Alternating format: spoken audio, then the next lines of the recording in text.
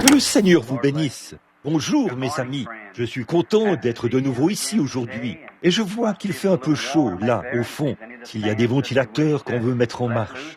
Eh bien, ce serait en ordre. J'étais juste un peu en retard. Je suis toujours un peu en retard. Mais ce sont les appels téléphoniques et tout qui m'ont retardé. Il y a surtout l'organisateur qui m'a appelé pour me dire où auront lieu les futures réunions. Alors, dimanche prochain, nous commencerons au champ de foire, à Shreveport, sous une grande tente, dimanche prochain, et nous aurons une série de réunions de 2 semaines. La première semaine sera consacrée uniquement à la prédication, à l'Évangile. Puis la deuxième semaine, nous aurons un service de guérison. Ensuite, du 5 au 9, nous serons à Saskatoon, en Saskatchewan, au Canada, dans le bâtiment qui abrite la patinoire, où nous étions il y a quelques années. Et après cela, nous reviendrons pour aller ensuite en Californie pour le glorieux cinquantenaire du rassemblement de la rue Azusa.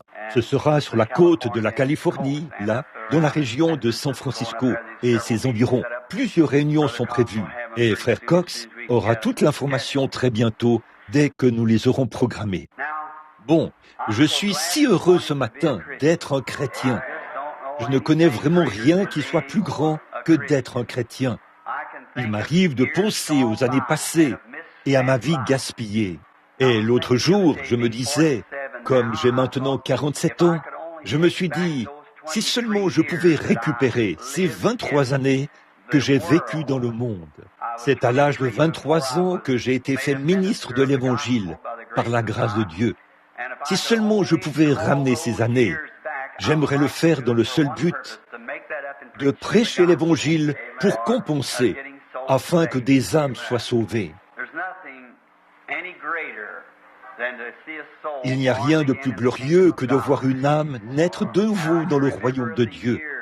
Je me souviens de ces années où je marchais dans le monde et qu'à mes yeux, j'avais l'impression de passer des moments merveilleux. Côté moralité, le Seigneur m'a beaucoup béni sur ce point. Je n'étais pas quelqu'un d'immoral, qui boit, qui fume, qui sort, qui mène une vie immorale.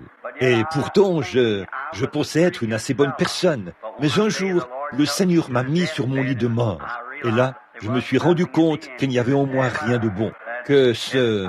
Il me fallait avoir l'expérience de la nouvelle naissance. Et après que le Seigneur Jésus m'a sauvé, je ne dis pas que tout s'est toujours très bien passé depuis ce temps-là. Mais j'ai ressenti tellement de joie de savoir que peu importe ce qui peut arriver, tout va bien. Vous voyez donc qu'avec Dieu, j'ai une paix qui surpasse toute intelligence. Parfois, je ne peux pas comprendre ces choses, mais comme je sais qu'il a promis cela dans sa parole, tout cela concourt à mon bien. Donc, tout va bien. Ça règle la question pour toujours. Maintenant, aujourd'hui, j'ai annoncé le sujet sur lequel je voulais donner un enseignement. La marque de la bête. Ce qui est un sujet d'une importance vraiment capitale. Et ce sera, peut-être, vais-je essayer d'aborder cela aujourd'hui d'un point de vue, eh bien, ce sujet prendrait probablement, je pourrais prêcher là-dessus pendant 3 ou 4 mois, chaque jour, sans jamais quitter les Écritures relatives à cet important sujet. Mais je me suis dit qu'aujourd'hui, comme nous allons prier pour les malades, après la session de l'école du dimanche de ce matin, beaucoup de gens sont venus ici pour recevoir la guérison. Ils sont descendus dans des motels et des hôtels et ont attendu jusqu'à ce matin pour pouvoir se présenter ici pour qu'on prie pour eux. Et nous ne voudrions vraiment pas prendre le temps qu'il leur est alloué. Donc, si je commence à traiter de ce sujet et que je le continue à mon retour dans quelques jours, peut-être entre les 2 séries de réunions, puis après ça, je vais essayer de continuer, si le Seigneur le veut, sur la marque de la bête. Et lorsqu'on donne un enseignement sur la marque de la bête, il faut mettre en parallèle le sceau de Dieu, parce qu'ils vont de pair. Maintenant, avant d'aborder ce sujet d'une importance vraiment capitale, parlons à l'auteur de la parole, le Seigneur Jésus, dans un moment de prière, si nous voulons bien courber la tête. Notre bienveillant Père Céleste, nous venons maintenant à toi, humblement, au nom du Seigneur Jésus, ton Fils. Nous te prions de nous accorder la miséricorde divine et de nous conduire dans les Écritures. Je suis moi-même conscient qu'ici, devant moi, sont assis les rachetés de son sang, et une seule parole déformée pourrait entraîner la perte d'une âme. Mais la parole appropriée, dispensée au moment approprié et à l'endroit approprié, pourrait amener un pécheur rebelle à venir à Christ. Alors, viens à notre secours, Dieu bien-aimé. Ferme nos lèvres à tout ce qui serait contraire à ta volonté divine. Tu connais chaque cœur et tu connais le besoin de chaque cœur. Et nous te prions de faire que le Saint-Esprit prenne la parole de Dieu et la dirige vers chaque cœur, exactement selon nos besoins. Car nous le demandons au nom de Christ, ton Fils. Amen. Maintenant, dans le chapitre 13 de l'Apocalypse de Jésus-Christ, nous voulons lire un bout de ce passage et aussi dans le chapitre 14 du livre de l'Apocalypse. Eh bien, il y a ici un siège, un petit banc. Si frère Freeman, si vous voulez le prendre pour faire asseoir certains de ceux qui sont au fond, il est ici, tout au bout du mur. Eh bien, il est à votre disposition. Notre petite église n'est peut-être pas assez grande pour la taille de l'assistance, mais nous, les gens viennent et ne peuvent trouver une place assise, alors ils repartent.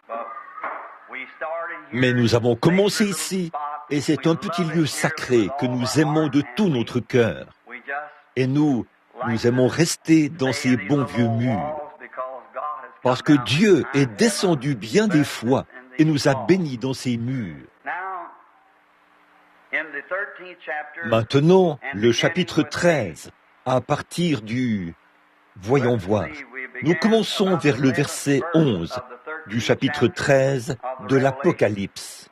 Puis je vis monter de la terre une bête qui avait 2 cornes semblables à celles d'un agneau et qui parlait comme un dragon. Elle exerçait toute l'autorité de la première bête en sa présence et elle faisait que la terre et ses habitants adoraient la première bête dont la blessure mortelle avait été guérie. Elle opérait de grands prodiges, même faire descendre du feu du ciel sur terre à la vue des hommes. Et elle séduisait les habitants de la terre par les prodiges qu'il lui était donné d'opérer en présence de la bête, disant aux habitants de la terre de faire une image à la bête qui avait la blessure de l'épée et qui vivait. Et il lui fut donné d'animer l'image de la bête afin que l'image de la bête parlât et qu'elle fit que tous ceux qui adoreraient l'image de la bête fussent tués. Et elle fit que tous, petits, grands, riches, pauvres, libres, liés, reçussent une marque sur leur main droite et sur leur front. Et personne ne peut acheter ni vendre sans avoir la marque, le nom de la bête ou le nombre de son nom.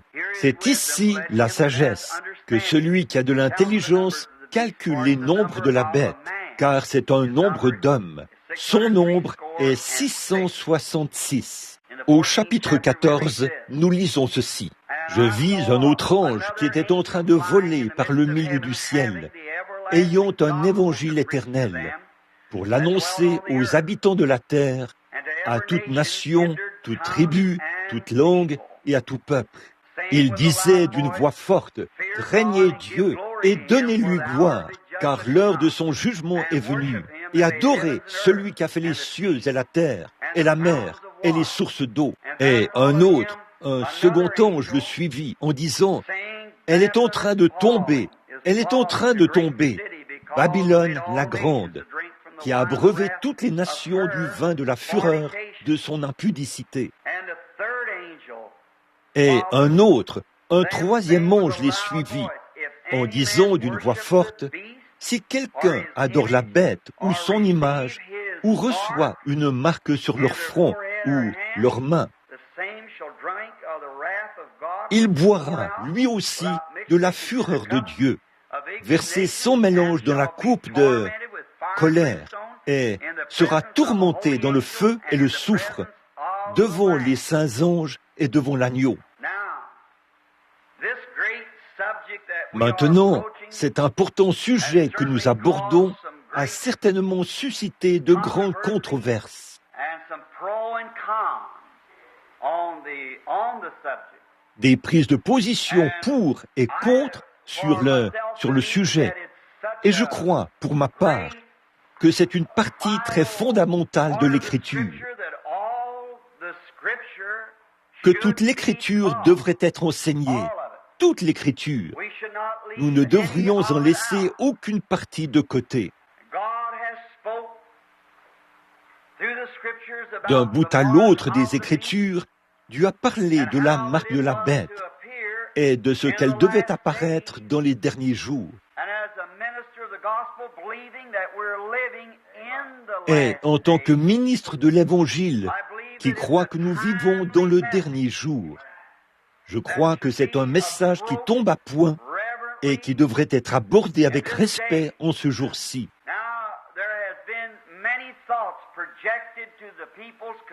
Bon, beaucoup d'opinions ont été avancées aux gens au sujet de ce message vital que Dieu a envoyé pour avertir l'Église.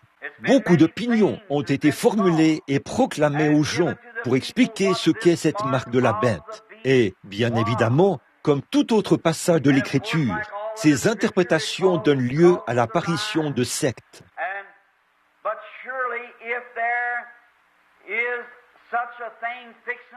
Mais, chose certaine, si une chose pareille est sur le point d'arriver aux habitants de la terre, il devrait y avoir dans l'Évangile une réponse sensée à la question. Si Dieu a établi que ceux qui recevraient cela allaient être tourmentés dans la présence de l'agneau et de l'ange, le feu et le soufre, et que ce serait un jugement éternel, perpétuel, pour ceux qui reçoivent cette importante marque, nous devrions avoir une idée de ce que c'est. Alors, on ne devrait pas l'aborder du point de vue d'une théologie mentale. On devrait l'aborder du point de vue de l'Écriture. L'Écriture doit répondre à l'Écriture. Nous sommes conscients que lorsqu'on lit la Bible, on ne la lit pas comme on lirait un journal. En effet, le Saint-Esprit, dans sa sagesse, a caché beaucoup de choses aux yeux des sages et des intelligents. Et il les a révélées aux enfants qui seraient disposés à apprendre. Dieu veut quelqu'un qui a faim, afin qu'il puisse simplement le prendre à part, le faire asseoir et dire « Voilà, c'est ça, mon enfant. Ce qu'il faut, c'est ceci. Le monde ne comprend pas cela, mais tu comprendras cela. Tu vois, que cela soit ainsi. Donc, toute écriture est donnée par inspiration, alors elle doit être interprétée par inspiration. Et aussi, l'écriture doit concorder avec l'écriture. Et je me suis dit que ce serait possible, peut-être aujourd'hui, comme je suis conscient que par la grâce de Dieu et par le ministère qu'il m'a confié pour l'apporter aux gens s'accrochent aux mains et s'en tiennent à cela. J'essaie toujours d'aborder cela d'une manière aussi respectueuse et désintéressée que possible, car est par l'écriture. Et si ça ne concorde pas avec l'écriture, je laisse simplement ça de côté.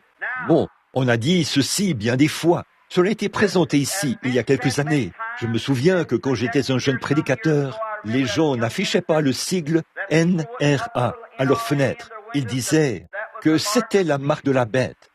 Bien des fois, il était présenté que la hiérarchie du Vatican, le pape de Rome, et bien des fois, différents personnages qui se sont élevés, comme Adolf Hitler, Mussolini et beaucoup d'autres, ont été présentés comme étant la bête et tout. Maintenant, comme je suis sans instruction, j'essaie d'utiliser les Écritures de l'Ancien Testament comme un type ou une ombre du Nouveau Testament. Dieu préfigure toujours tout avant que cela se produise, dans tous les âges. sans ne jamais faillir, pas une seule fois, dans tous les âges. Alors, ce matin, je me suis dit que ce serait un bon moment pour retourner en arrière et prendre la marque de la bête dans son état amateur ou dans son état primitif, à son point de départ.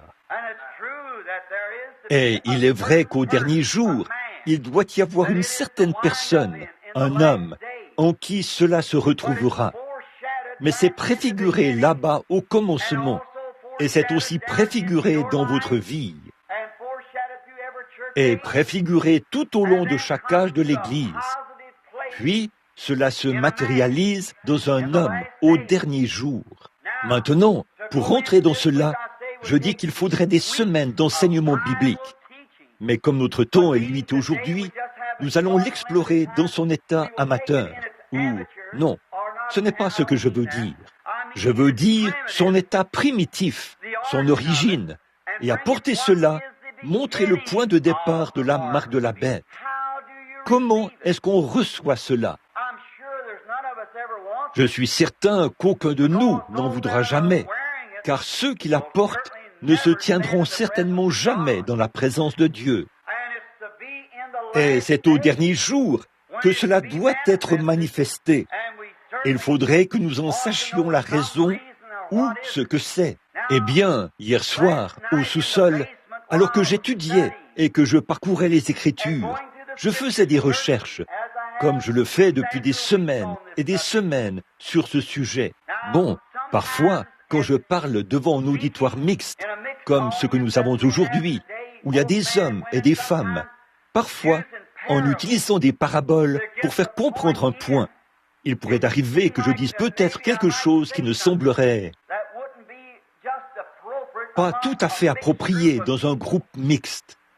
Mais si vous vous trouviez dans le cabinet d'un médecin, vous l'écouteriez, peu importe que vous soyez une adolescente ou un adolescent, ou qui que ce soit d'autre. Et ici, nous sommes dans la maison de Dieu, où nous devons avoir des pensées pures et des cœurs purs. Et si ce n'est pas le cas, notre place est à l'autel, c'est vrai. Donc, en employant ces mots, ce n'est pas mon intention, à aucun moment, de dire quoi que ce soit pour jeter le discrédit sur les gens. Si je le fais, alors moi, j'ai besoin d'être à l'autel. Mais c'est pour apporter la vérité de l'Évangile afin de faire connaître ceci.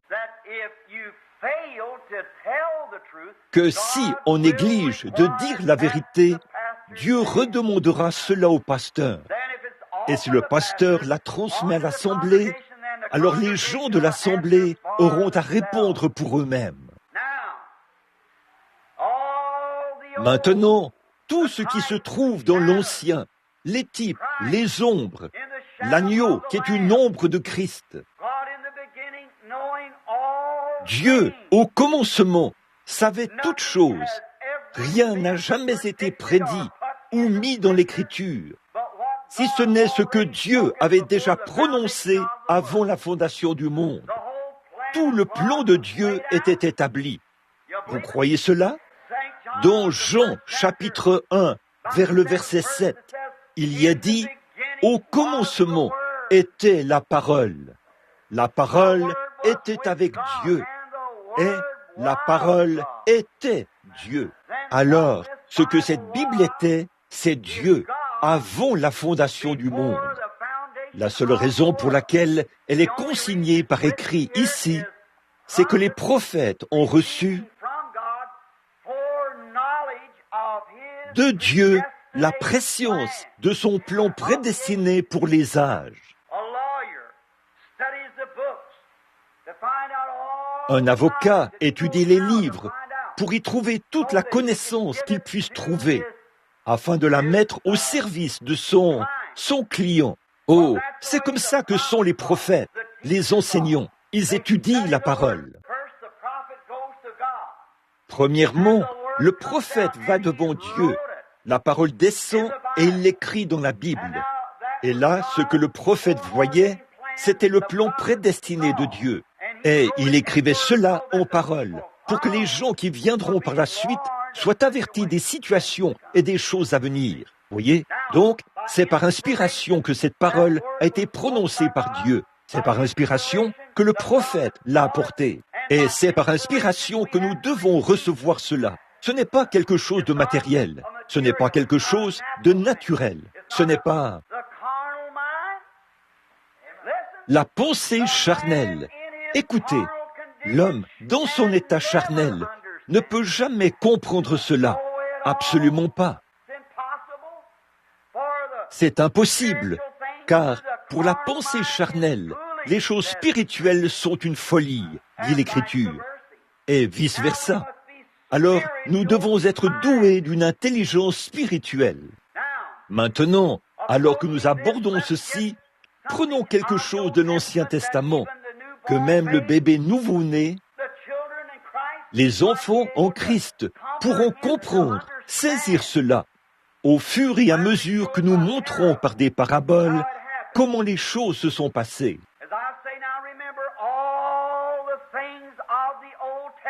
Comme je le dis, souvenez-vous, toutes les choses de l'Ancien Testament étaient une ombre des choses à venir. Hébreux 11, 1. La loi qui possède une ombre des biens.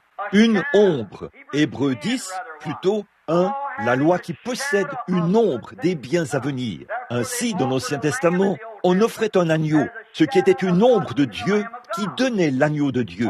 Toutes les choses sont une ombre. Alors, si cette prédiction d'une importance capitale, qui se trouve ici dans l'Écriture, certainement que Dieu nous donnera une préfiguration de ce que, de la manière dont cela se passera. Là, je pense que c'est très bien présenté en type dans l'Écriture et donné par inspiration. Et nous pourrions retourner dans Exode, et nous pourrions retourner dans Lévitique, le 21e, pour voir l'année du jubilé. Et aller dans Exode, je pense, vers le chapitre 6, et ainsi de suite, et dans bien d'autres passages, pour prendre cela. Mais maintenant, comment sommes-nous sauvés? C'est par la foi que vous êtes sauvés, par le moyen de la grâce. Il n'y a rien que vous puissiez faire. Vous ne pouvez absolument rien faire pour être sauvés. Si vous pouvez faire quoi que ce soit, alors Christ est mort en vain. Ça ne dépend pas de ce que vous mangez, de ce que vous buvez, de la manière dont vous vous habillez, de ceci, cela ou autre chose. Mais vous êtes sauvés par la grâce, par le moyen de la foi. Dieu, par sa grâce souveraine, a prédestiné à créer votre parole, votre vie par la parole, avant même que le monde soit formé. Et par sa pensée infinie, il savait ce que vous seriez à la toute fin. Alors la grâce l'a pressé, l'amour l'a pressé, a projeté la grâce souveraine sur la terre, afin de pourvoir d'un moyen pour vous sauver. S'il a vu que vous désiriez être sauvés, alors Dieu, par son amour, ses grands attributs, ne lui permettraient pas de faire autre chose. Si Dieu est amour et qu'il voit devant lui un groupe de gens qui seront perdus, c'est à l'amour de prendre la relève, de prévoir un moyen d'échapper. Il doit le faire. Ce serait contraire à sa nature de ne pas le faire. Alors, il pourvoit d'un moyen. Et là, en pourvoyant d'un moyen, il établit aussi de nombreux points de repère, des avertissements, des feux rouges, ainsi de suite, au fur et à mesure que nous avançons dans la vie. Eh bien, même la loi du pays met en place des panneaux d'arrêt, des feux rouges, des feux verts, pour nous aider à préserver notre vie mortelle. Et ça, ce n'est qu'un sentiment humain d'un homme envers son prochain. À combien plus forte raison, le Dieu du ciel a-t-il établi des signaux d'avertissement, des signes, pour nous permettre d'éviter ces choses. Et aujourd'hui, nous abordons un sujet qui porte sur l'un des signes vitaux, sur les grandes barricades qui ont été dressées. Bon, une marque. La Bible dit que l'on reconnaîtrait la marque de la bête au niveau de la main ou de la tête. J'ai entendu les gens prédire cela de bien des manières, qu'on tatouerait un signe dans votre main, un signe sur votre tête. Eh bien, je ne crois pas que ça concorde avec l'Écriture. Et il y aura un groupe de gens qui seront marqués pour leur destin en enfer. Et il y aura des gens qui seront marqués pour leur destin éternel au ciel. Et ces deux marques marchent de front. Ça va prendre tellement d'ampleur. Écoutez, ce sera si critique que juste avant la venue du Seigneur, vous serez obligés d'avoir une marque ou l'autre, ou il y aura un boycottage. Vous ne pourrez ni acheter ni vendre.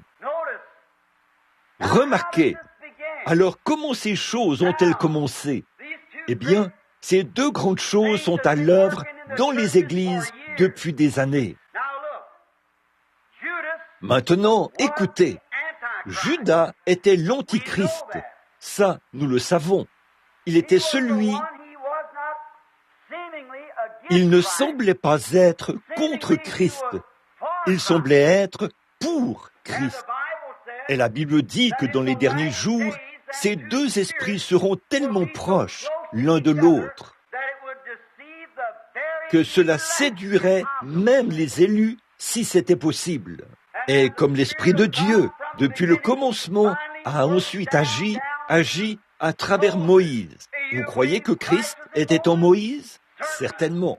Christ était-il en Joseph? Eh bien, il a représenté Christ parfaitement.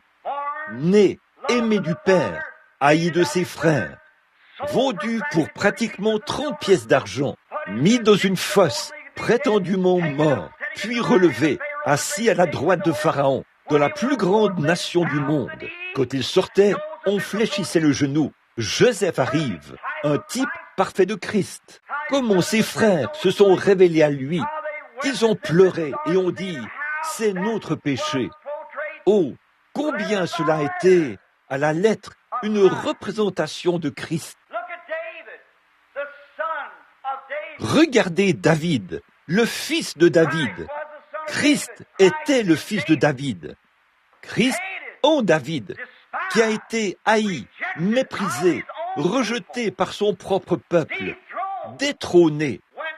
Il est monté sur la montagne, à regarder en arrière et à pleurer, parce que même ses propres enfants bien-aimés l'avaient rejeté et l'avaient détrôné. Et il a pleuré sur Jérusalem en gravissant la montagne.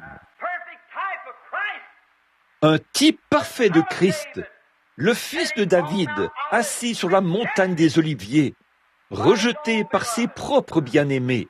Et il s'est assis là et a pleuré sur Jérusalem. Il a dit, « Combien de fois ai-je voulu te prendre sous mes ailes, comme une poule s'accouver, mais tu ne l'as pas voulu. » Eh bien, qu'est-ce que c'était? L'Esprit de Dieu qui agissait à travers les prophètes, jusqu'à ce qu'il se manifeste pleinement en Jésus-Christ. Et il était Dieu manifesté en chair. Et l'esprit de l'Antichrist est descendu à travers les docteurs religieux, à travers Caïn, Nimrod, et ainsi de suite, à travers chacun d'eux, jusqu'à ce qu'il se manifeste finalement dans un personnage appelé Judas Iscariote. Et juste au moment où Christ a été manifesté, Judas est entré en scène. Et juste au moment où Christ a quitté la terre, pendu au bois, Judas a quitté la terre, pendu au bois. Et juste au moment où le Saint-Esprit est descendu sur l'Église, le jour de la Pentecôte, l'esprit antichrist l'a suivi. Dans Jean, ou 1 Jean 1, il est dit, « Bien-aimés, 1 Jean 1,4, n'ajoutez pas foi à tout esprit, car l'esprit de l'Antichrist qui devait venir est déjà dans le monde. » Et il agit maintenant dans les fils de la rébellion. Là, ils ont recommencé.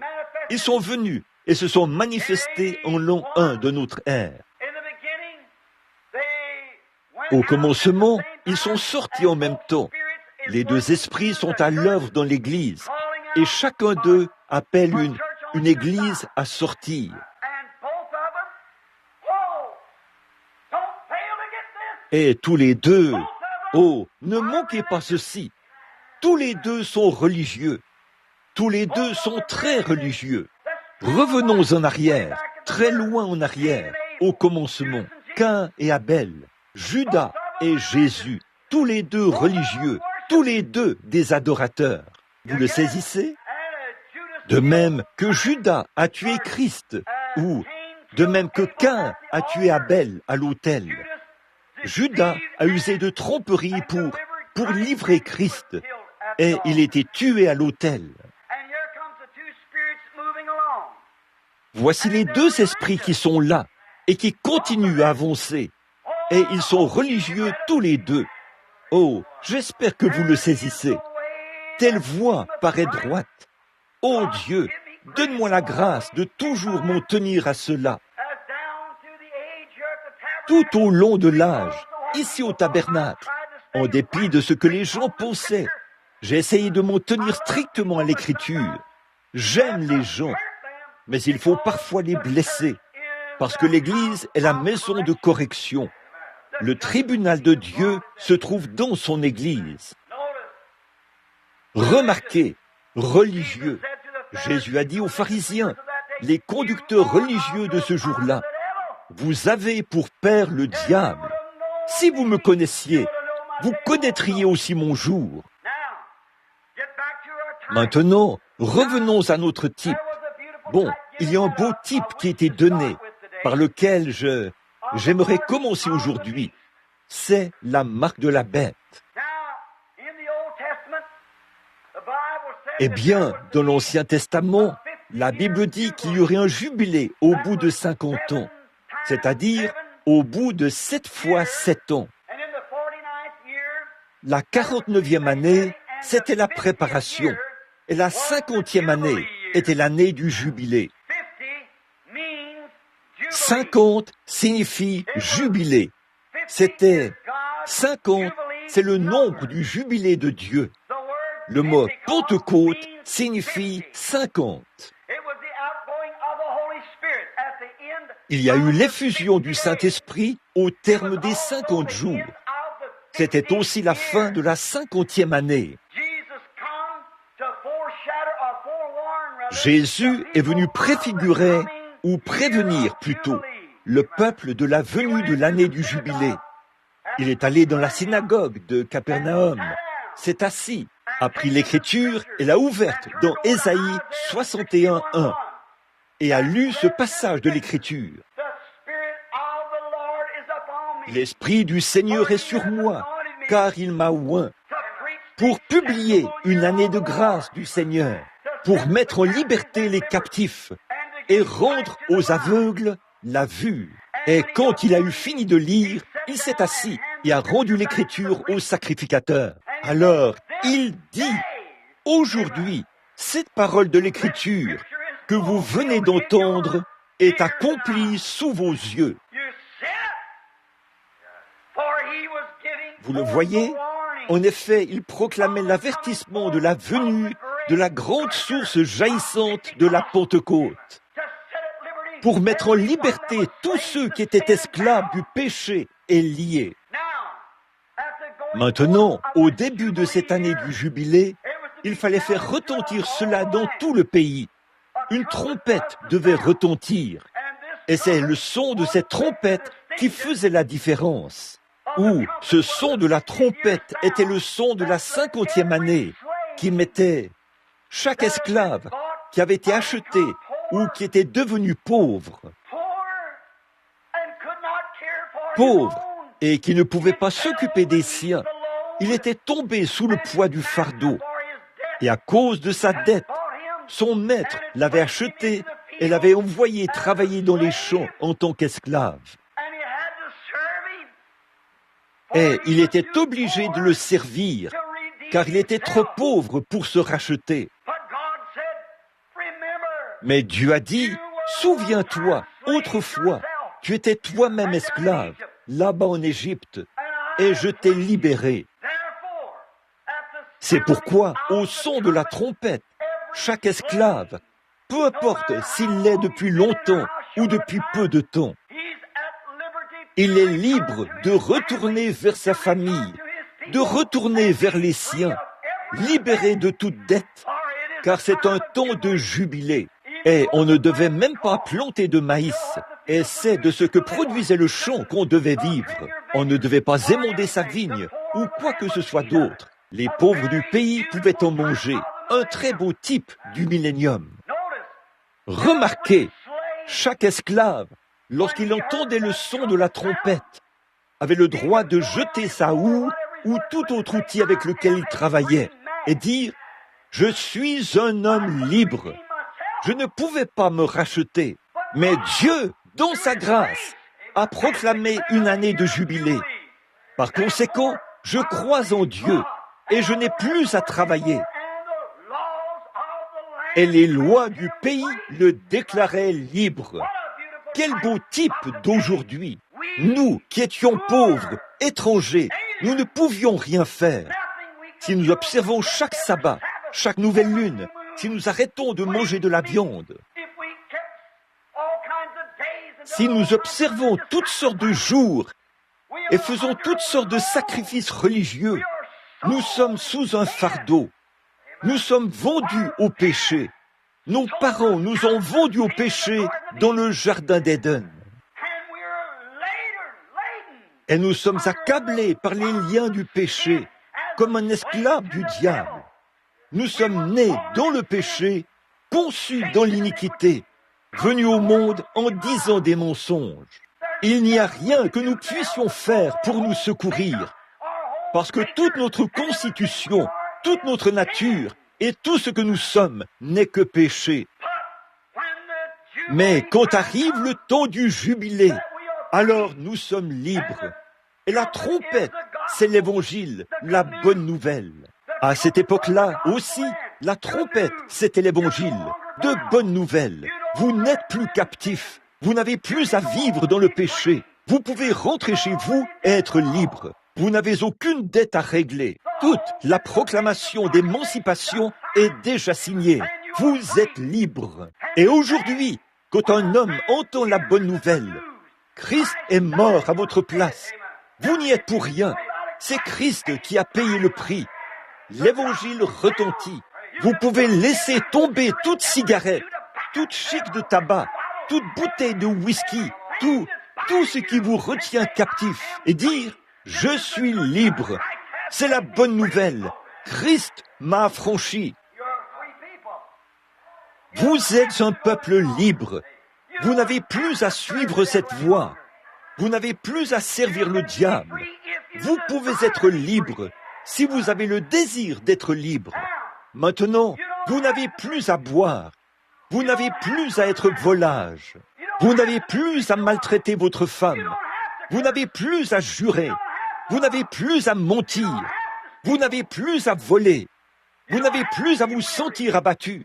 Allons, vous avez là-haut à votre disposition des ressources qui n'ont encore jamais été exploitées, les bénédictions abondantes de Dieu dont le monde ignore tout. Vous dites, il faut bien que j'ai un peu de plaisir. Mais frères, si vous entendez un jour la bonne nouvelle qu'annonce cette trompette, les plaisirs du monde deviendront tellement insignifiants. Ils sont un airain qui résonne, une cymbale qui retentit. Vous n'en avez plus besoin. Cette nouvelle est beaucoup plus glorieuse que les anciens liens de l'esclavage, les anciennes marques du péché, qui ont fait de vous des misérables, aux yeux hagards, à cause de la cigarette, des alcooliques qui ont la tremblote dans la rue. Vous n'avez plus à suivre cette voie. La trompette de l'évangile retentit. Que celui qui veut vienne boire à la source des eaux de la vie. Mais de rejeter cela, si un homme disait « Je veux rester tel que je suis, je ne veux pas partir, je veux rester ici », on amenait cet homme au temple avec son maître. Il lui fallait placer son oreille contre un poteau et on lui perçait l'oreille à l'aide d'un poinçon. Et c'était là un signe qu'il ne pourrait jamais être libre.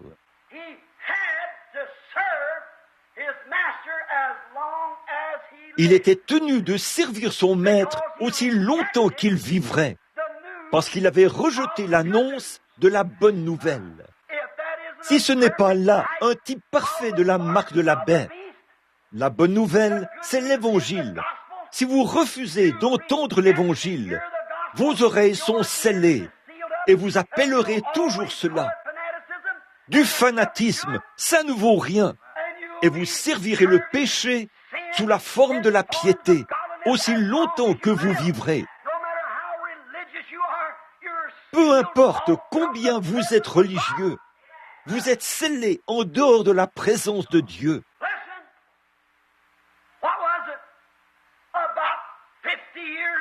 Écoutez, qu'est-ce que c'était?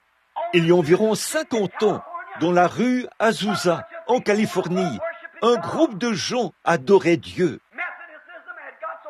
Les méthodistes étaient devenus tellement formalistes et indifférents qu'ils ne voulaient rien de ce qu'ils appellent du fanatisme.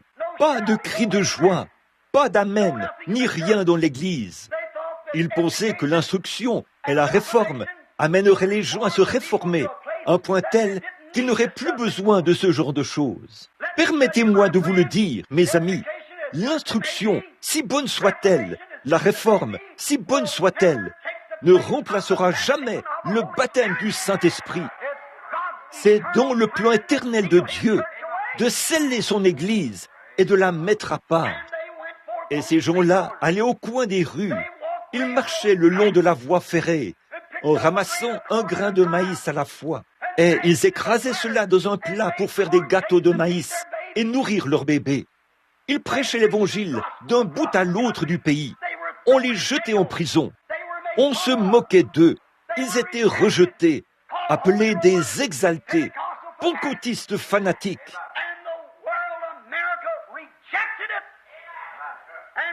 Et le monde, l'Amérique, a rejeté cela. Et quand elle l'a fait, ses oreilles ont été scellées à l'Évangile depuis lors. Qu'est-ce que les gens ont fait? Ils ont refusé de boire aux sources d'eau vive. Qu'est-ce qui produit toutes ces choses qu'il y a dans le monde aujourd'hui? Qu'est-ce qui fait que ces dames portent des petits shorts?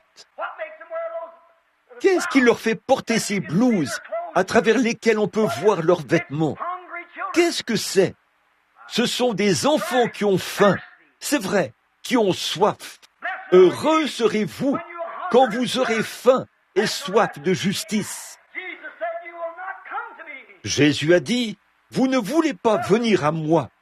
Écoutez, la raison pour laquelle ils agissent ainsi, c'est qu'ils ont rejeté les sources d'eau vive et ont bu à une citerne crevassée d'Hollywood. C'est tout à fait vrai. Ils ont reçu ces choses par les émissions vulgaires à la télévision et ainsi de suite, comme ça. Et le plan même qu'ils ont exécuté, c'est qu'ils sont retournés directement en Éden, où tout ça a commencé. L'Amérique a rejeté Christ en tant que son Dieu et a accepté les femmes en tant que son Dieu. Qu'est-ce qu'elles ont fait? Elles se déshabillent et mettent « Oh, c'est une honte pour une personne respectable de se promener dans les rues d'une ville. » Qu'est-ce que ça montre? Ça montre exactement ce qu'il y a dans le cœur d'une femme. Jésus a dit, c'est à leurs fruits que vous les reconnaîtrez. Elles ont déshonoré la féminité. Pourquoi? Parce que la femme est devenue une déesse. Dans le jardin d'Éden, il y avait 2 arbres. L'un d'eux était l'arbre de vie, l'autre était l'arbre de la mort. Et l'homme a rejeté l'arbre de vie et a accepté l'arbre de la mort. Et c'est ce que le monde a fait aujourd'hui. Il a rejeté l'arbre de vie qui est Christ et il a fait de la femme son Dieu. Elle est la déesse de l'Amérique. C'est dur à entendre, mais je mets les femmes à nu et je tiens à vous le dire. Après tout, une femme, je vais vous griller sur ce point. Et vous les hommes, après ce sera votre tour. Écoutez, la femme n'est même pas si inférieure. Elle n'est même pas une création en Dieu. Elle est un produit dérivé. Après que Dieu a eu terminé toute la création, Il a pris un morceau de l'homme et on a fait une femme. Elle n'avait même pas été prévue dans la création originelle. C'est tout à fait vrai. Elle était faite pour être une aide pour l'homme. Et c'est dans ce but qu'elle est censée vivre. Mais aujourd'hui, les hommes ont fait volte-face et ont fait d'elle un Dieu, comme il en était d'Ève dans le jardin d'Éden. Adam a tourné le dos à Dieu et a suivi Ève. Et l'Amérique et le reste du monde ont tourné le dos à Dieu et ont suivi les femmes. Ça roussit, mais c'est vrai. Regardez autour de vous.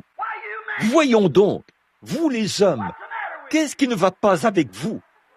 Tout homme qui laisse sa femme porter ce genre de vêtements et fumer la cigarette, cela montre de quoi il est fait. Vous, les hommes, savez-vous que vous êtes les fils de Dieu? Ne le savez-vous pas? Dieu n'est pas. Vous ne craignez pas Dieu, vous craignez votre femme. C'est vrai, des citernes crevassées, des absurdités d'Hollywood. Eh bien, on ne voit pas cela seulement chez les presbytériens et les catholiques. On voit aussi cela chez les pentecôtistes et chez ceux de la sainteté. C'est vrai, il y a des années, quand la trompette venait de commencer à retentir, vous, les femmes, vous portiez de longs cheveux, vous vous habillez comme des dames. Mais vous, les femmes pentecôtistes, vous devenez tout aussi pourries que toutes les autres. C'est vrai, vous vous coupez les cheveux, alors que la Bible dit, toute femme qui se coupe les cheveux, son mari a le droit de divorcer d'avec elle et de la quitter. 1 Corinthiens, chapitre 11. Voyez si ce n'est pas vrai. Elle déshonore même son mari. Pourquoi voulez-vous porter des vêtements de ce genre? Là, je m'adresse à vous, les femmes, parce que je vous vois permettre à vos enfants de se présenter comme ça dans la rue. Et vous le faites, vous aussi. Pourquoi donc voudriez-vous mettre ce genre de vêtements? C'est... Peu m'importe combien de religions vous êtes censés avoir. Ça montre ce qui sort de votre cœur. Ça montre exactement de quoi vous êtes faites. Pourquoi? Vous avez fait la sourde oreille au véritable évangile de la libération. C'est vrai, vous êtes marqués par l'Antichrist. Vous agissez comme lui.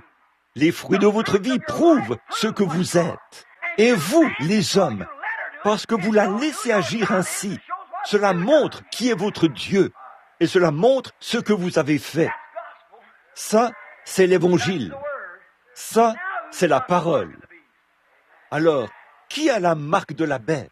Tellement proche que cela séduirait même les élus, si c'était possible. Ne pouvez-vous pas voir, mes amis, que les pommiers produisent des pommes, que les poiriers produisent des poires? Pourquoi donc une femme qui est censée être une enfant de Dieu veut-elle s'habiller comme ça? Vous dites, eh bien, on ne fabrique plus de blouses et de vêtements. Oh, on n'en fabrique plus? Vous avez une machine à coudre. Certainement. C'est parce qu'au fond de votre cœur, en essayant de conserver cela par une couverture religieuse, vous avez écouté le diable. C'est vrai. Et peut-être que votre pasteur est coupable de ne pas vous avoir dit la vérité. C'est vrai. Vous êtes un peuple acquis, un peuple mis à part, un peuple saint, un sacerdoce royal, en tout point différent du monde. Vous n'agissez pas comme eux, vous ne vous habillez pas comme eux, vous ne parlez pas comme eux. Vous avez été appelés à sortir, mis à part, c'est vrai. Vous voyez maintenant ce que je veux dire? Si vous rejetez ceci, alors vous repartirez en disant « Ce prédicateur est juste en train de tempêter. » Vraiment, c'est l'Écriture. C'est donc l'Écriture qui tempête.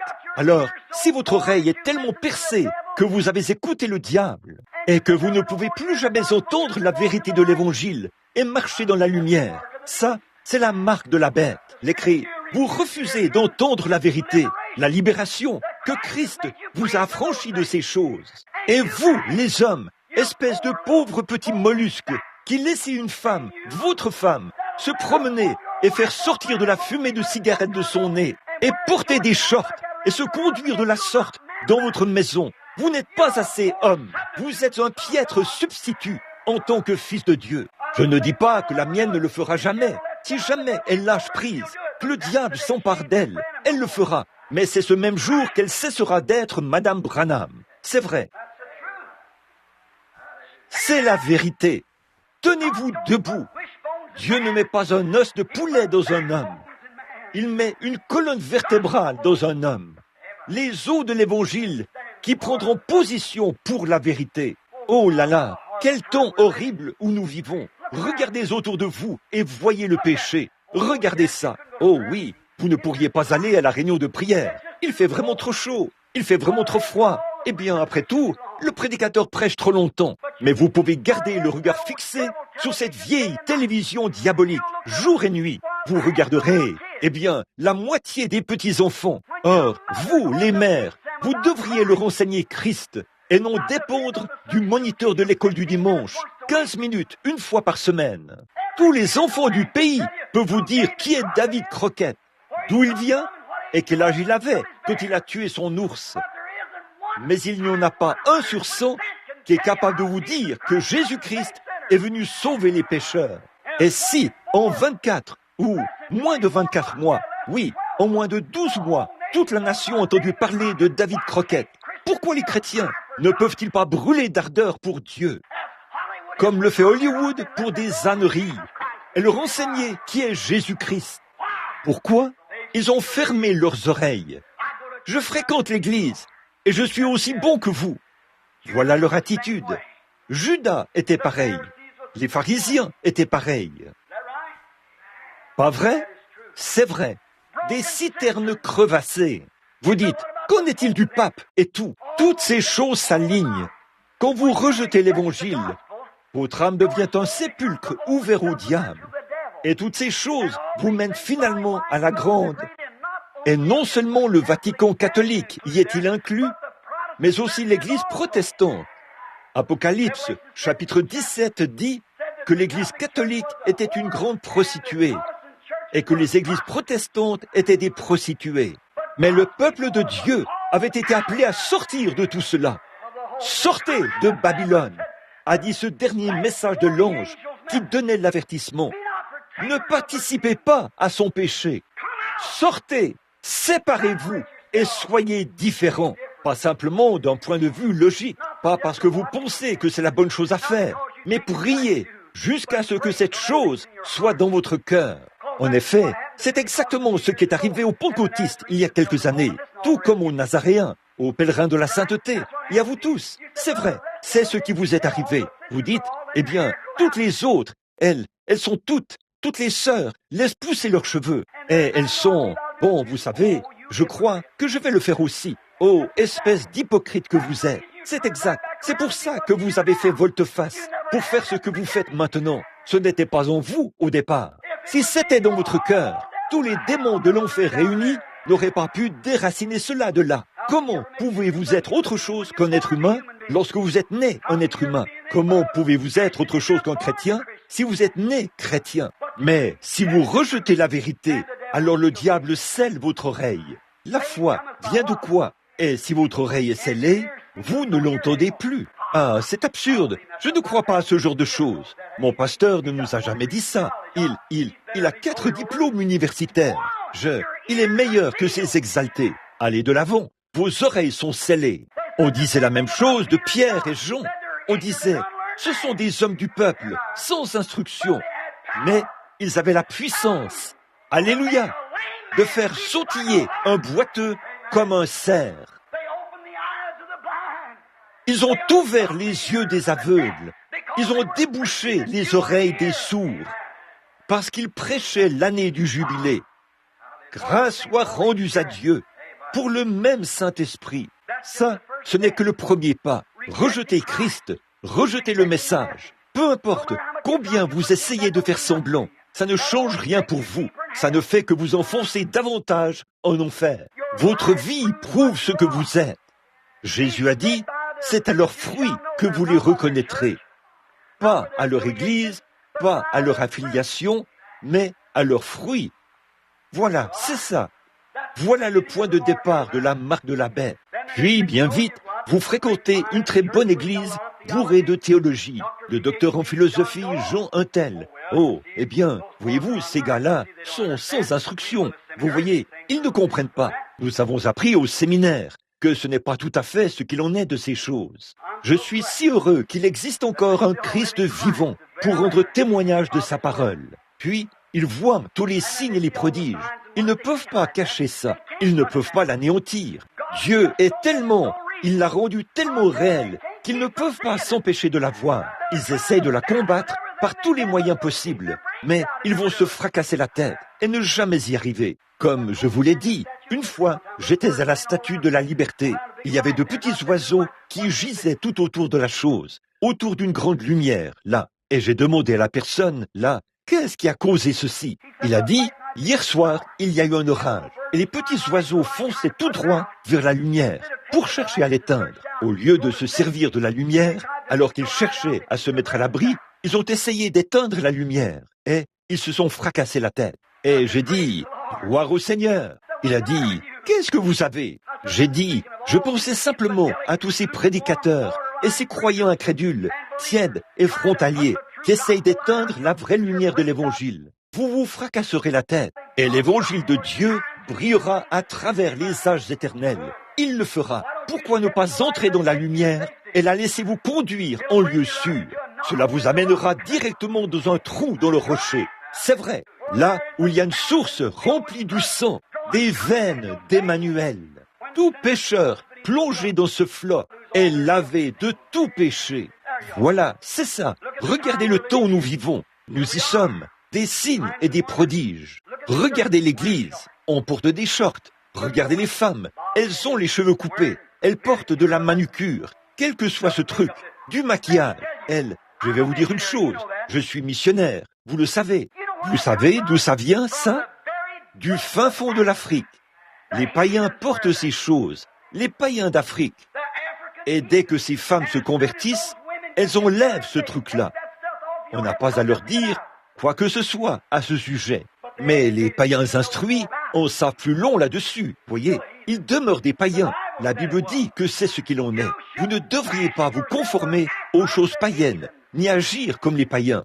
Le païen, c'est quelqu'un qui est sourd, marqué, désigné pour l'enfer éternel, pour y brûler dans les feux des tourments au siècle des siècles.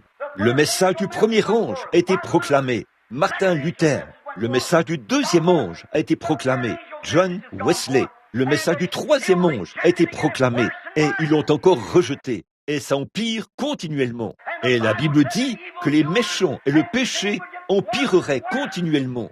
Mais ceux qui connaîtront leur Dieu, en ce jour-là, accompliront des exploits. Le germe de l'Éternel et les filles de Sion, qui seront les réchappés, auront de la magnificence aux yeux du Seigneur. En ce jour-là, c'est Ésaïe qui prophétisait. Où en êtes-vous? Qu'est-ce qu'il y a, les amis? Et vous, espèce de pâte molle. L'autre jour, j'ai vu un homme, un soi-disant frère né de nouveau, assis à l'ombre d'un arbre. Il lisait un magazine, tandis que sa femme tondait le gazon en short. Là où des hommes passaient, elle la regardait. Je ne suis pas le juge, mais la Bible dit, c'est à leurs fruits que vous les reconnaîtrez. L'autre jour, je suis entré quelque part, en sortant du parc national de Yellowstone. Je suis entré quelque part, et j'ai le sang froid. Je supporte beaucoup le froid. Je me suis déjà couché à l'extérieur à une température de moins 15, jusqu'à moins 30, et je dormais, si bien qu'il y avait tellement de glace dans ma barbe que si je frottais ma main sur ma barbe, de l'extérieur de mon sac de couchage, on pouvait entendre le bruit que cela faisait. Ça ne me dérangeait pas. Et il faisait si froid que ma femme a dû me donner un t-shirt et un manteau. Il y avait là ces pauvres petites païennes nues qui se promenaient là avec des petits-enfants, vêtus de tout petits vêtements courts. Et leur mari, cigarette au bec, marchait là, vêtu d'un par-dessus, mais elle portait un tout petit short. Frère, je crois au nom de toute justice que j'aurais arraché une branche de la cime d'un de ces cèdres, et moi, je l'aurais rendue bleue. Elle aurait eu une raison d'être bleue. Oui, monsieur, je ne dis pas ça pour plaisanter. Ici, ce n'est pas un endroit pour plaisanter. Je le dis parce que c'est la vérité de l'Évangile. Je suis allé quelque part. Voici qu'une femme est arrivée là, avec une petite enfant, pas plus haute que ça, habillée comme un petit papillon, avec une petite courroie tout autour d'elle. Et la pauvre enfant était toute bleue. Elle courait comme ça. Et puis, sa sœur est arrivée là, une jeune femme d'environ 18 ans, bien bâtie et très élégante. Tous les regards étaient tournés vers elle. Et elle était là, toute nerveuse, à tirer sur une cigarette. Et une autre femme est arrivée. Eh bien, elle avait l'air d'une femme respectable. Elle avait une fille, pas une petite fille, mais elle avait une fille d'environ 15 ans. Cette fille portait un manteau court et épais et une longue robe. La mère portait un manteau épais. Je me suis dit, peut-être que je suis fou. Mais comment se fait-il qu'il y ait tant de différence entre les deux? C'est à cause, frères, sœurs, de l'esprit qui est derrière cela. Vous les femmes, vous ne voulez pas faire cela, mais c'est le diable qui est en vous qui vous fait agir ainsi. Vous en êtes esclaves. Vous buvez à la citerne d'eau stagnante du diable, parce que vous avez refusé de boire à la source qui ne tarit jamais. Vous avez rejeté l'arbre de vie. Vous suivez la voie de Caïn, et vous vous perdrez par la révolte de Corée. Sortez de là, pendant que vos oreilles sont ouvertes à la vérité. Séparez-vous, naissez de nouveau. C'est dur, mais c'est la vérité. Alors, frères, comment puis-je y échapper? Dites-vous, le temps s'est écoulé. Nous allons reprendre à partir d'ici, à partir du scellement de l'oreille. Voyez-vous comment ça les fait agir? Quand une personne s'avance à l'autel et dit « Frère Branham, oh, alléluia, j'ai le Saint-Esprit, j'ai ceci. » Il se peut qu'ils parlent en langue, il se peut qu'ils sautent, il se peut qu'ils poussent des cris. Si leur vie ne change pas, il y a quelque chose, aucune vie ne s'est produite ici, à l'intérieur. C'est la même ancienne vie. S'il était possible de transférer la vie d'un poirier dans un pommier, il produirait des poires. Aussi sûr que je suis ici devant vous, sa vie montre ce qu'il est, la décence. Et Dieu a opéré des miracles. Je regarde, assis là, frère Côte, qui est assis là, juste là. Et quand il ne sait pas ceci, mais une certaine personne m'a dit, cet homme n'a plus que quelques jours à vivre. Il a un cancer. Le voilà assis là ce matin, guéri. Différentes personnes, un peu partout dans ce bâtiment, d'un bout à l'autre du pays. Qu'est-ce que c'est? C'est Dieu qui accomplit des signes et des prodiges. Je vais en Afrique, je prêche. Des milliers d'entre eux lavent leur peinture, mettent des vêtements et tout, et se mettent à agir comme des dames et des messieurs. Mais en Amérique, oh non, vous avez une télévision à regarder, vous avez des émissions vulgaires, non censurées à la télé, la radio. La radio et la télévision, ce serait très bien. Si elles diffusaient la bonne chose, elles pourraient être un moyen de répandre l'évangile. Mais vous vous asseyez là, vous prenez vos enfants et vous braquez leur tête là-dessus. Et bien vite, ils se retrouvent là, de petits névrosés et tout le reste, des acteurs, des imitateurs. Voyons, c'est honteux. Voilà votre citerne à laquelle vous buvez. Pourquoi ne fermez-vous pas les yeux à cela et ne les levez-vous pas vers le calvaire en disant « Ô Dieu, remplis mon âme qui périt ». Écoutez, vous pouvez vous passer de nourriture pendant longtemps, mais vous ne pouvez pas vous passer de boire. 80% de votre corps est fait d'eau. La première chose, au-dessus de laquelle Dieu s'est mu, au-dessus de laquelle l'Esprit de Dieu s'est mu, c'était les eaux. Et vous ne pouvez pas vous passer d'eau. Et si votre âme a faim d'adorer, écoutez monsieur, pentecôtiste, pèlerin de la sainteté, presbytérien, baptiste, qui que vous soyez, voyez, si vous avez faim et si vous avez soif, étanchez votre soif avec Christ et faites de Christ votre Dieu. N'allez pas boire de ces vieilles citernes d'eau stagnante. Avant longtemps, vous aurez beau agir de façon très religieuse, mais vos oreilles seront scellées à la vérité. Et vous souvenez-vous, ils seront tellement proches que cela séduirait même les élus. Rejeter l'évangile, c'est être scellé de la marque de la bête. Dieu fait une marque sur vous. Et maintenant, le fait que c'était sur votre tête, qu'est-ce que ça veut dire? Vos oreilles sont aussi sur votre tête. Qu'est-ce que ça signifie? Votre tête, c'est votre connaissance. La foi vient de ce qu'on entend. Ce qu'on entend vient non pas du règlement d'une église, mais de la parole de Dieu. Alors, si vous rejetez cela, que se passe-t-il? Vous êtes scellé, vous ne l'entendez plus. Oh, c'est absurde ça, et vous êtes marqué. Et là, la source qui est dans votre vie produira exactement ce que vous êtes vraiment. Voyez-vous ce que je veux dire? Sortez de là, mes amis, vous les hommes et vous les femmes. Honte à vous. Comment puis-je y échapper, frère Branham? Là, vous y êtes. Pendant les quelques prochaines minutes, je vais vous le dire. Dans Apocalypse chapitre 7, les anges sont sortis pour détruire. Ils étaient 4. et il devait amener la destruction sur le monde entier. Dieu a dit, un instant, retenez les 4 vents jusqu'à ce que nous ayons marqué du sceau le front des serviteurs de notre Dieu. Et il portait le sceau du Dieu vivant. Le sceau du Dieu vivant, c'est le baptême du Saint-Esprit. Éphésiens 4:30 dit, n'attristez pas le Saint-Esprit de Dieu, par lequel vous avez été scellés jusqu'au jour de votre rédemption. Pas vrai? N'attristez pas. N'essayez pas d'agir comme le monde. Ne portez pas ces... J'ai des informations confidentielles. Je vais vous dire une chose. Je vais les apporter ici et vous les lire, si vous le voulez. J'ai ces informations. Le capitaine Al-Farrar est l'un de mes convertis, le chef du FBI, du service qui s'occupe des mineurs. Beaucoup de grands hommes viennent me voir et il a dit, frère Branham, si ce genre d'évangile était prêché, nous serions sans emploi. Certainement, si les gens acceptaient cela. Mais ils se sont déjà fait poinçonner les oreilles par certains de ces esclaves des dénominations. Et ils boivent à ces vieilles citernes presbytériennes, luthériennes, baptistes, pentecôtistes. C'est tout. Et ils ne connaissent pas Dieu. Leur cœur n'est pas ouvert. Leur vie prouve ce qu'il en est. Ils ont un tempérament assez colérique pour affronter une scie circulaire. Ils vous injurent pour un oui, pour un non, et vous disent de la fermer. Eh bien, l'autre jour, une folle au volant conduisait et est passée juste devant moi. Elle a failli tuer 2 de mes enfants. J'ai dit, Madame? Elle a dit, fermez-la, c'est moi qui conduis. Et avant que j'arrive à la maison, 26 femmes au volant ont failli nous tuer. Nous en avons fait le décompte. Ils ont fait une erreur lorsqu'ils leur ont accordé le permis de conduire. Ils leur ont donné le droit de vote. Ils les ont affectés aux travaux publics.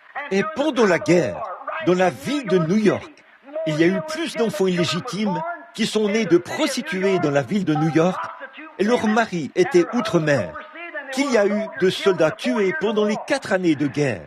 Quand une femme sort de la cuisine, elle n'est pas à sa place. Qu'elle prêche l'évangile ou quoi que ce soit d'autre, elle n'est pas à sa place. L'homme n'a pas été fait pour la femme, mais la femme a été faite pour l'homme.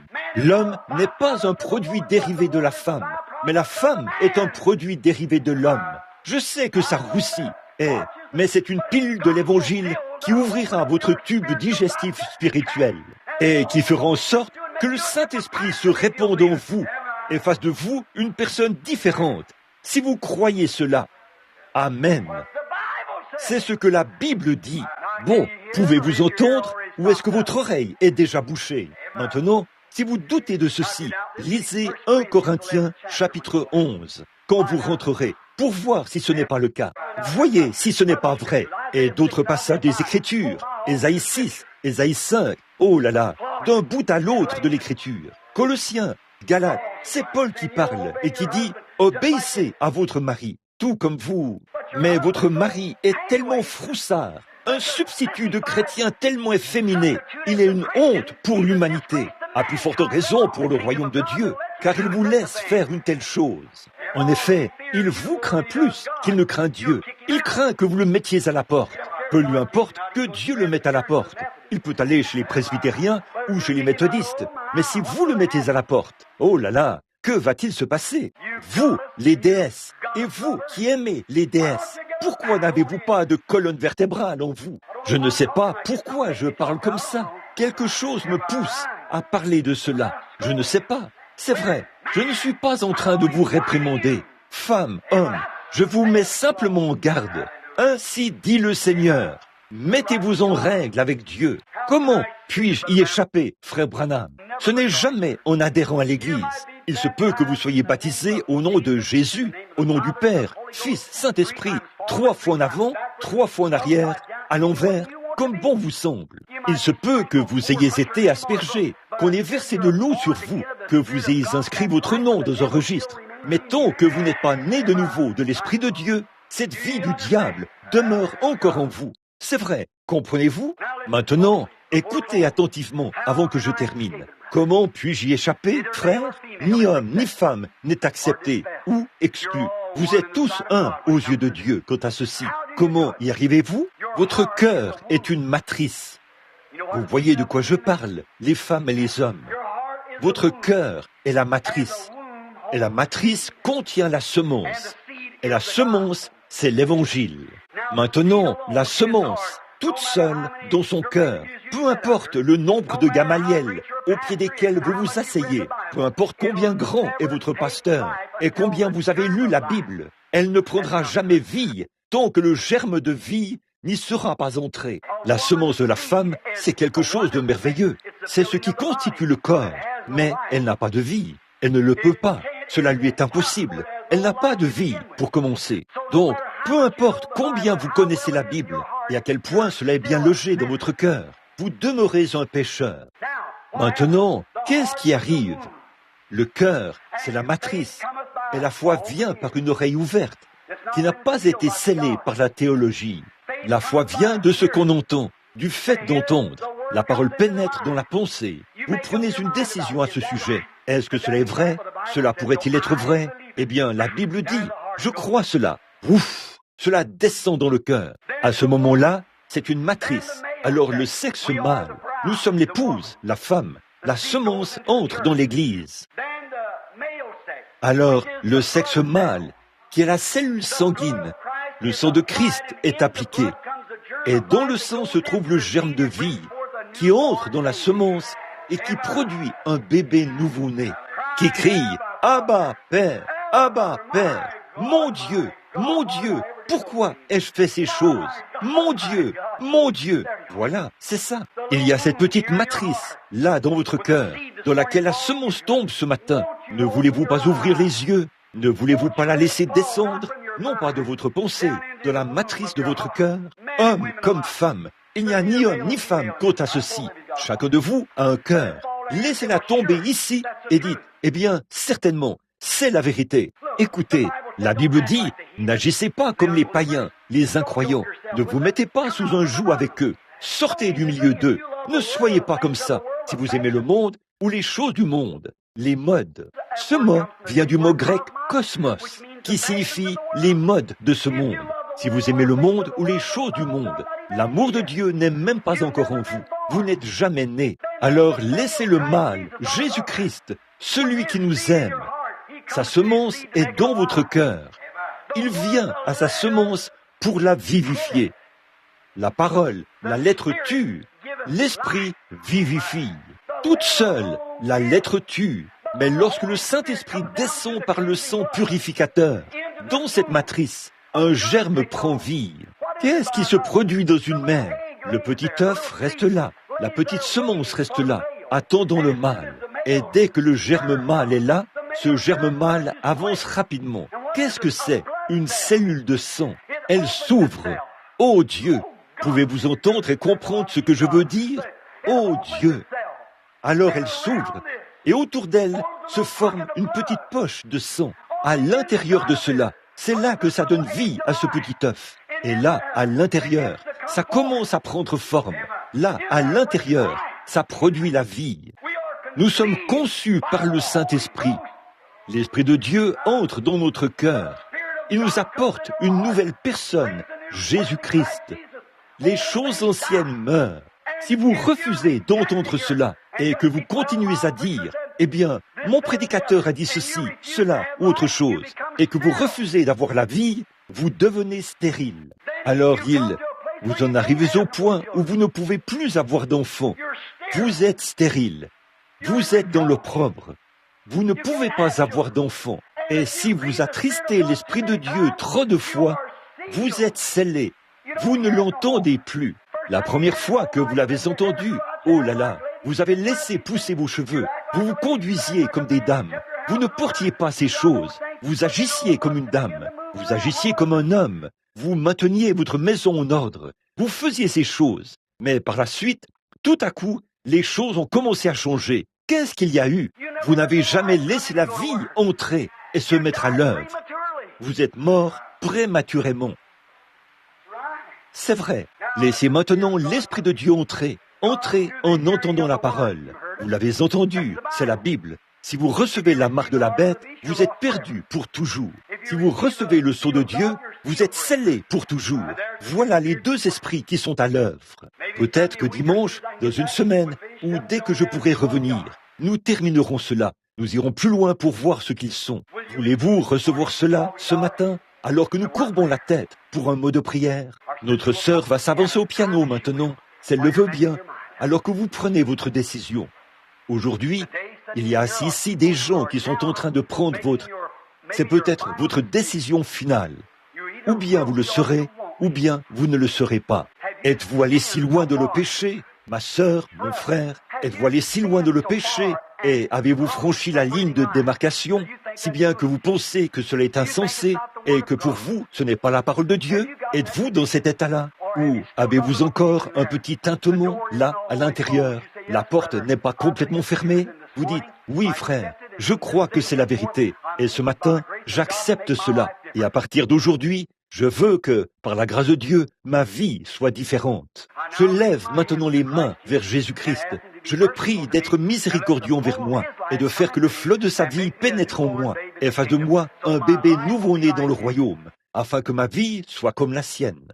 Voulez-vous le faire alors que vous levez la main vers Christ? Que Dieu vous bénisse. Et vous, et vous, vous, et vous, et vous, et vous. Quelqu'un d'autre voudrait-il maintenant lever la main? J'accepte Christ, je crois cela.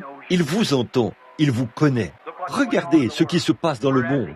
Nous sommes à la fin. Il ne vous reste plus que quelques jours, mes amis. Savez-vous que ce qui est suspendu là-bas en Russie, votre nom y est déjà inscrit? Savez-vous que là-bas, en enfer, une étiquette est accrochée à la porte, car on s'attend à votre arrivée un de ces matins? Vous feriez mieux d'envoyer quelqu'un qui peut aller là-bas et la prendre pour vous, l'enlever. Il n'y en a qu'un seul qui puisse le faire. C'est le Fils de Dieu. J'ai vaincu la mort et le séjour des morts. Je suis celui qui était mort et qui vit au siècle des siècles. Tout le reste n'est que sable mouvant. Il y a environ 6 ou 8 personnes qui ont levé la main. Y en a-t-il un autre? Alors que vous prenez votre décision, levez simplement la main vers Dieu et dites, maintenant, je lève la main vers Christ pour être son serviteur à partir de ce jour. Que Dieu vous bénisse, jeune fille. Quelqu'un d'autre? Alors que nous passions un instant, je vais lever la main vers Christ. À partir d'aujourd'hui, je débarrasse mon cœur du monde. Je rends mon cœur pur et propre. Je veux connaître Christ. Le connaître lui, c'est la vie. Ce n'est pas connaître la Bible qui est la vie. Ce n'est pas connaître la théologie qui est la vie. Mais connaître Christ, c'est la vie. Voulez-vous lever la main une fois de plus maintenant? Y a-t-il quelqu'un d'autre juste avant qu'on termine? C'est votre décision. La seule chose que je peux faire, c'est de prêcher la parole. Le Saint-Esprit l'a apporté. Que voulez-vous faire de cela? Pouvez-vous l'accepter? Ou alors, votre oreille est-elle bien scellée? Oh, eh bien, j'ai déjà entendu cela auparavant. Une autre fois. Oh, que Dieu soit miséricordieux envers vous, mon frère perdu. Et vous ne savez pas que, avant que vous ayez franchi cette porte, votre cœur pourrait s'arrêter. Vous ne savez pas si vous pourrez assister à une autre réunion de l'Évangile. Et resteriez-vous là, mon frère, ma sœur, dans cet état, sans vouloir dire « Ô Christ, sois miséricordieux envers moi, j'avais tort, pardonne-moi, je veux prendre un nouveau départ aujourd'hui. » Il n'y a environ que 6 ou 8 mains qui se sont levées. Y aurait-il quelqu'un d'autre avant que je termine, avant que je prie? Je vais prier avec vous. Et ensuite, nous allons prier pour les malades. Très bien. Gardons la tête inclinée. Dieu bien-aimé, oui, comme l'a écrit le poète, il y a une source remplie du sang des veines d'Emmanuel. Nous sommes conscients que le royaume de Dieu, ce n'est pas le manger et le boire, ou les vêtements que nous portons. Nous sommes conscients de cela, ô Dieu, que nous n'arrêtons pas ceci et n'arrêtons pas de porter ceci et cela pour nous rendre différents. Mais quand l'Esprit de Christ entre en nous, il le fait lui-même. Ce n'est pas ce que nous faisons, mais ce que lui, il fait. Ce que lui, il fait. Et, ô Dieu, je sais que ceci a été très dur, que ça a été très tranchant. Et je sais que l'Évangile est, tu l'as dit, plus tranchant qu'une épée à 2 tranchants, qui pénètre jusqu'à la moelle des os, et il discerne l'esprit. Et je prie, Père, pour ceux qui ont été repris dans leur conscience. Il y en a 8 ou 10 ici dans ce bâtiment qui ont levé la main pour reconnaître qu'ils avaient tort. Leur vie n'est pas conforme à ta parole. Ils ont levé la main pour qu'on se souvienne d'eux dans la prière. Et je te prie, Père Céleste, de sanctifier leur cœur de toutes les choses du monde aujourd'hui même, afin que ton esprit puisse venir dans leur vie et là leur donner la grâce, et que le nouveau-né, Christ, soit une preuve incontestable pour le monde entier, comme une lettre écrite et lue de tous les hommes. Père, comment une femme qui se dit chrétienne peut-elle s'habiller ainsi pour se présenter devant les hommes? Il n'y a qu'une seule femme qui ait fait cela dans ta parole, Père. C'était Jézabel. Tu l'as donnée en pâture aux chiens, et tu as fait d'elle un exemple de la créature horrible qu'elle était. Et la petite Hérodias, qui, vêtue de sa petite tenue de striptease, a dansé devant son père adoptif. Quelle danse sociale c'était! Et lorsqu'on sait par l'histoire que 72 de ses descendants qui ont suivi ses pas au fil des générations sont morts à la potence, des prostituées. Quel exemple! Le bien-aimé Jean, dont la tête a été présentée sur un plateau, rend témoignage à la terre aujourd'hui qu'il y a une justice en Dieu. Qu'il en soit ainsi aujourd'hui, ô Dieu, pour tous ceux qui sont en dehors de Christ ici. Fais-leur prendre conscience, Père, que ces paroles ne sont pas fausses, ce sont tes paroles, et que la Bible est vraie, et que l'heure est proche. Accorde la grâce et la miséricorde à ceux qui les cherchent. Nous le demandons au nom de Christ. Amen. Tous ensemble maintenant, lentement. Il y a une source remplie du sang. Immédiatement après le service de guérison, je veux que chaque personne qui a levé la main vienne à l'autel, personnellement, s'agenouille et prie en levant la main. Est-ce que ça change quelque chose? Oui, monsieur, certainement. Celui qui écoute mes paroles et qui croit à celui qui m'a envoyé a la vie éternelle. Cela fait de vous une nouvelle créature. Bon, je ne dis pas de simplement imaginer cela, je veux dire de le faire. Alors vos fruits le prouveront. Ensuite, après que vous avez fait cela, alors, par un seul esprit, nous sommes baptisés dans le corps, de puissance et de service. Il n'a jamais dit que vous recevriez la nouvelle naissance après que le Saint-Esprit sera venu sur vous. Il a dit, vous recevrez une puissance après que le Saint-Esprit sera venu sur vous. C'est quelque chose de complètement différent. Non pas une nouvelle naissance, mais une nouvelle puissance. Vous naissez de nouveau par le fait de croire.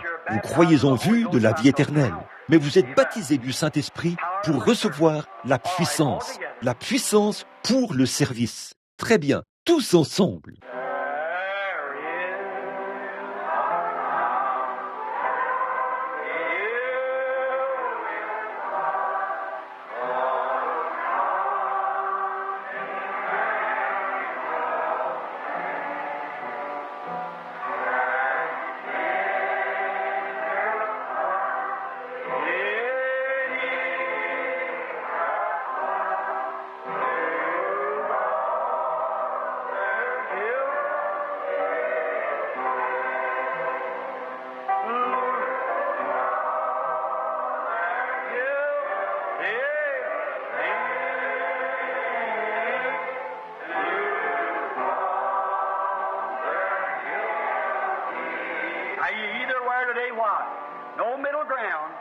Alors, vous êtes l'un ou l'autre aujourd'hui.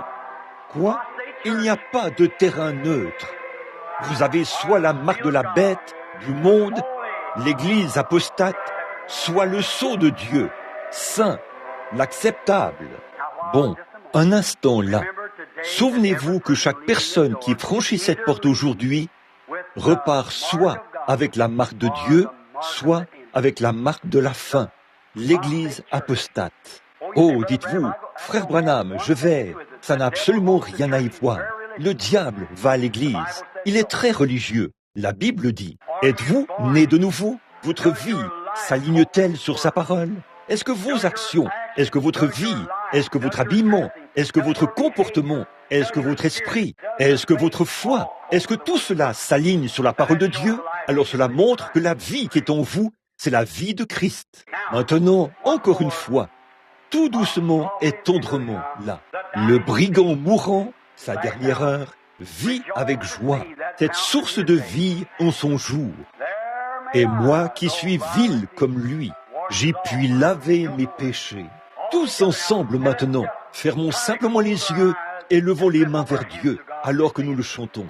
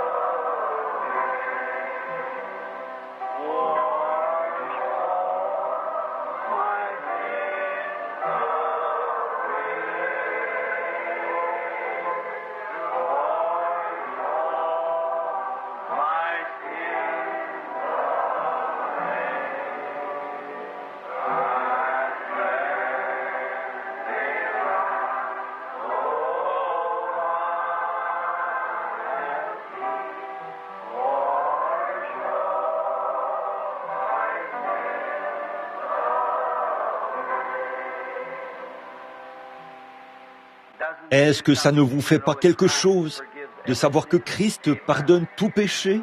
Il y a quelque temps, à Bombay, en Inde, 500 000 personnes étaient assises là. Quand ils ont vu un aveugle recouvrer la vue, là, un bouddhiste, un mahométan, tous leurs prophètes étaient vaincus. Ils se tenaient là, et j'ai dit, croyez-vous maintenant qu'il est vivant?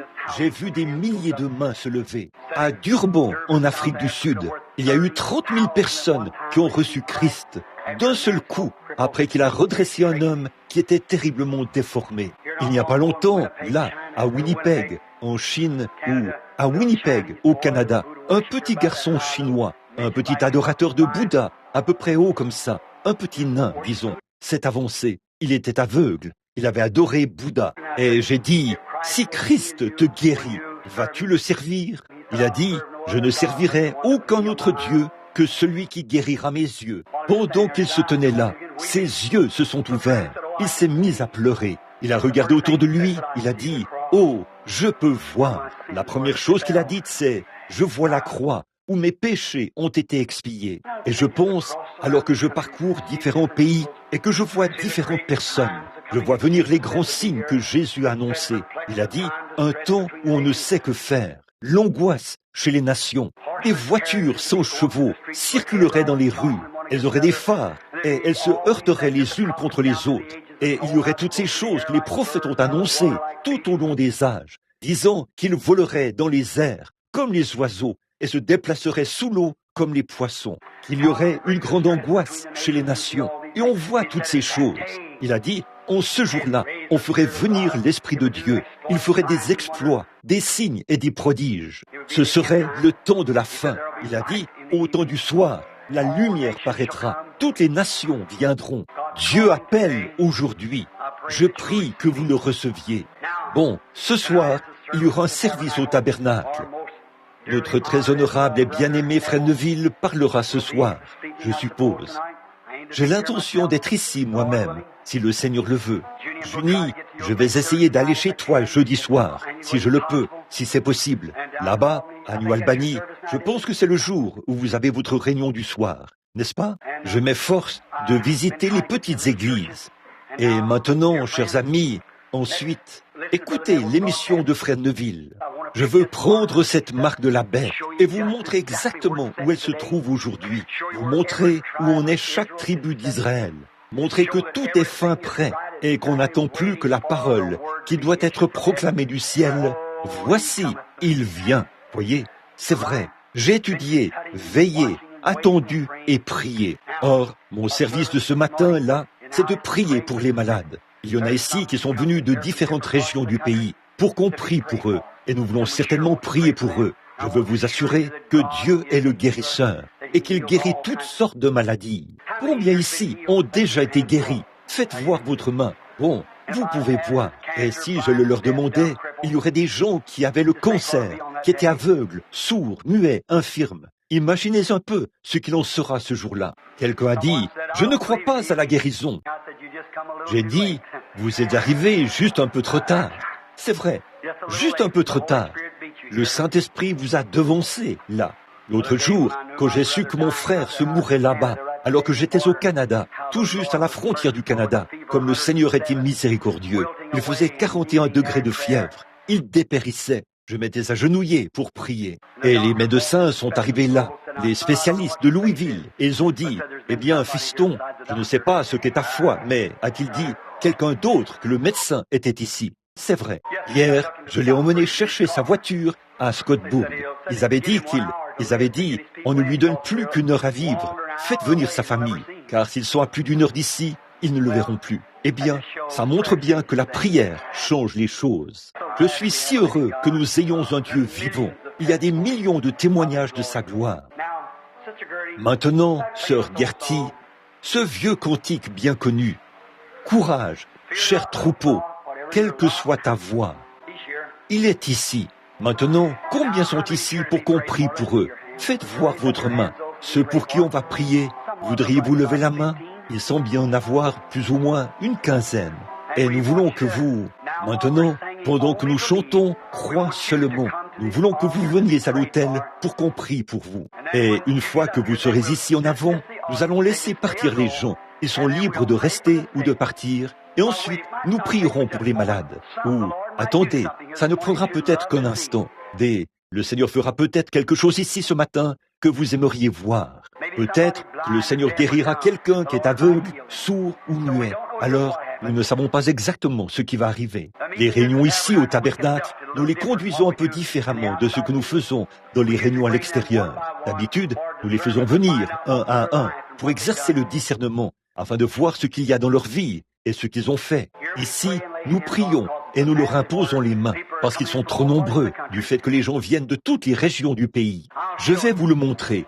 Ceux ici qui viennent d'aussi loin que 80 km de Jeffersonville, pour qu'on prie pour eux, levez la main.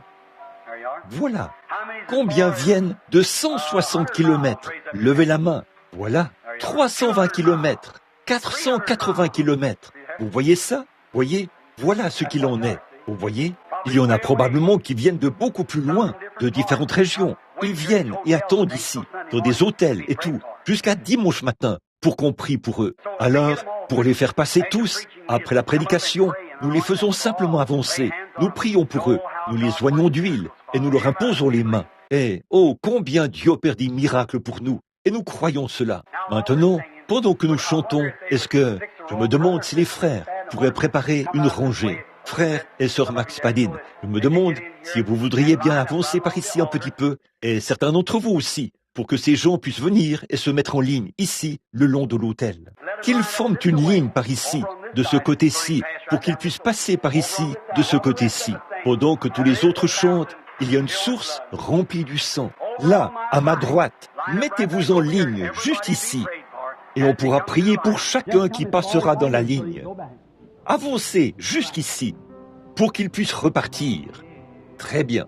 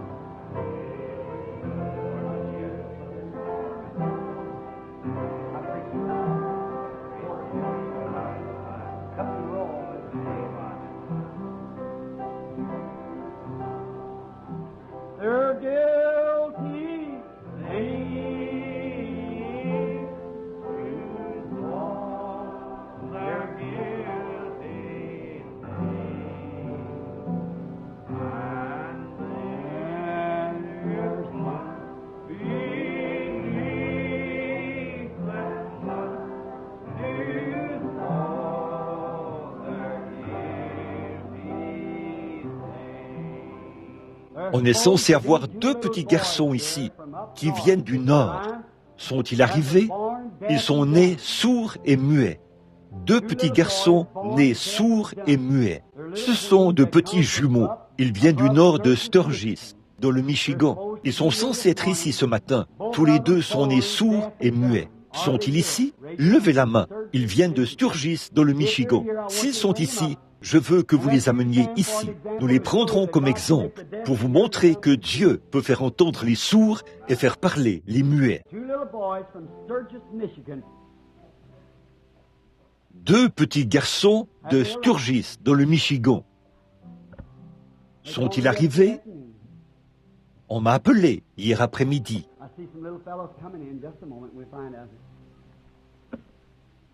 Je vois deux petits garçons qui arrivent.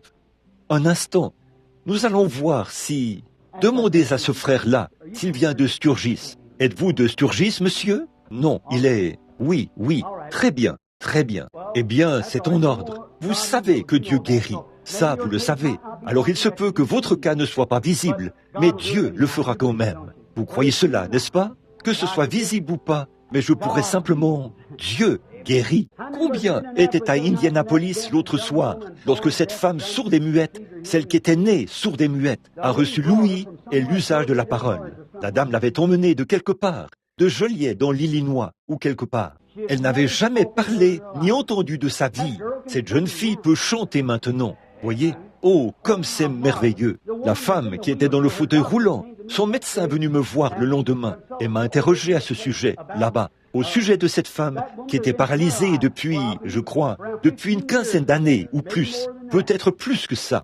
Il a dit, « Monsieur Branham, ça fait 1 an que je soigne cette femme. » Il a dit, « Je sais qu'il lui est arrivé quelque chose. » Il a dit, « La voilà qui marche et qui fait la cuisine aujourd'hui. » J'ai dit, « Certainement, Jésus-Christ est entré en scène. » Maintenant, en tant que prédicateur, je ne suis pas vraiment un prédicateur. Je suis une roue de secours en la matière. Mais Dieu m'a envoyé pour prier pour les malades. Et je connais ma position là. Je connais ma position dans l'Évangile. Je ne peux pas la porter comme le ferait peut-être un pasteur et tout, mais je connais ma position quant à la guérison divine, parce que c'est pour ça que j'ai été appelé. Maintenant, je veux que chacun de vous fasse ceci. S'il existait une chose que je pourrais faire pour vous, afin de vous aider d'une manière ou d'une autre, et que je ne la faisais pas, je serais une personne cruelle. Et il en serait de même de Dieu si j'étais quelqu'un de cruel, pour ne pas vous avoir aidé, si j'en avais la possibilité. Moi qui suis un homme, vous me considéreriez comme quelqu'un de cruel. Ce que je serais, à combien plus forte raison considéreriez-vous ainsi Dieu, lui qui est omnipotent, omniscient, omniprésent? Comment pourriez-vous ne pas le traiter de cruel s'il ne le faisait pas? Mais il l'a fait. Il ne vous a demandé qu'une seule chose. Croire cela, c'est la seule base. S'il avait dit, à condition que vous donniez tant d'argent, regardez où vous en seriez. Vous ne l'avez pas. Qu'en serait-il s'il disait, si vous pouvez peut-être faire certaines choses qui vous sont impossibles à faire, mais il y a une chose qui est à la portée de tout le monde, la foi. Croyez tout simplement.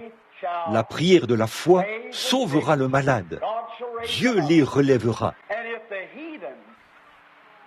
Et si les païens, les bouddhistes, et ainsi de suite, les incroyants, les païens primitifs qui adorent des idoles, peuvent l'accepter, être guéris de la cécité, de la surdité, de la paralysie. En Afrique du Sud, par une seule prière pour l'Assemblée, 25 000 personnes ont été guéries. Il y a eu 7 camions qui ont été remplis de béquilles et de fauteuils roulants et de choses sur lesquelles ils avaient transporté leurs bien-aimés, qu'on a ramassé au sol après une seule prière. 7 camions pour nettoyer l'espace en vue de la prochaine réunion. Oh Dieu, nous, de pauvres païens instruits, remplis de doutes et de craintes, pourquoi le faites-vous? Oh, ne pouvez-vous pas couper tous les liens ce matin? Dire, oh, il y a une source remplie du sang. Mes oreilles sont ouvertes, mon cœur est ouvert, la semence est ici. Viens, Seigneur Jésus, et fais que cela soit une réalité pour moi, et Dieu l'accordera. Voici un homme âgé que j'ai rencontré il y a quelques instants, alors que je franchissais la porte. Il était ici il y a des années, à cause d'un problème de vésicule biliaire. Dieu l'a guéri et l'a entièrement rétabli. Il a dit, « Frère Branham, je ne savais pas que vous alliez prier pour les malades. Alors je suis venu, il a eu une crise cardiaque. Il a dit, je suis venu en m'appuyant sur quelque chose. Et le voici qui se tient ici à l'autel ce matin. Après que j'ai prié pour lui, il y a quelques minutes, le voici qui se tient ici. Dieu est bon, n'est-ce pas? Il est un Dieu bon, il aime. Maintenant, à vous tous, je vais prier pour chacun de vous maintenant même. Et je veux demander combien de personnes ici qui sont capables de se lever et qui ont de la compassion pour ces malades feront cette prière avec moi alors que vous levez la main. Maintenant, que dit la Bible? La prière de la foi sauvera le malade. Et s'ils imposent les mains malades, les malades seront guéris. Pas vrai? Maintenant, vous qui êtes debout dans la ligne, je veux que vous fassiez cette prière. Bon, moi, je vais prononcer les paroles et vous allez les répéter en prière. Maintenant, alors que nous avons la tête inclinée, vous tous ensemble, vous qui vous tenez ici, je veux que vous priez.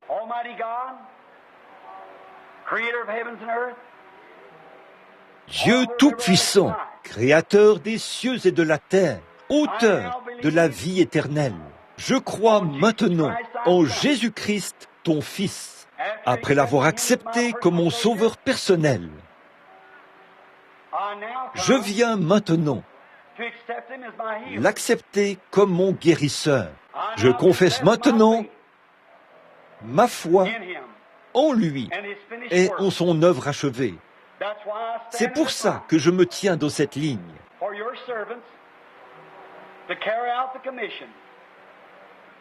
Afin que tes serviteurs exécutent la commission de moindre d'huile, de m'imposer les mains et de prononcer la prière de la foi. Je crois maintenant que tu me guéris. Maintenant, gardez la tête inclinée. Voilà votre prière. Vous vous êtes confié à Dieu. Si vous avez le moindre doute, débarrassez-vous-en tout de suite. Et je vous assure que personne ne passera ici sans être guéri, s'il vient avec sincérité. Maintenant, je vais prier pour vous.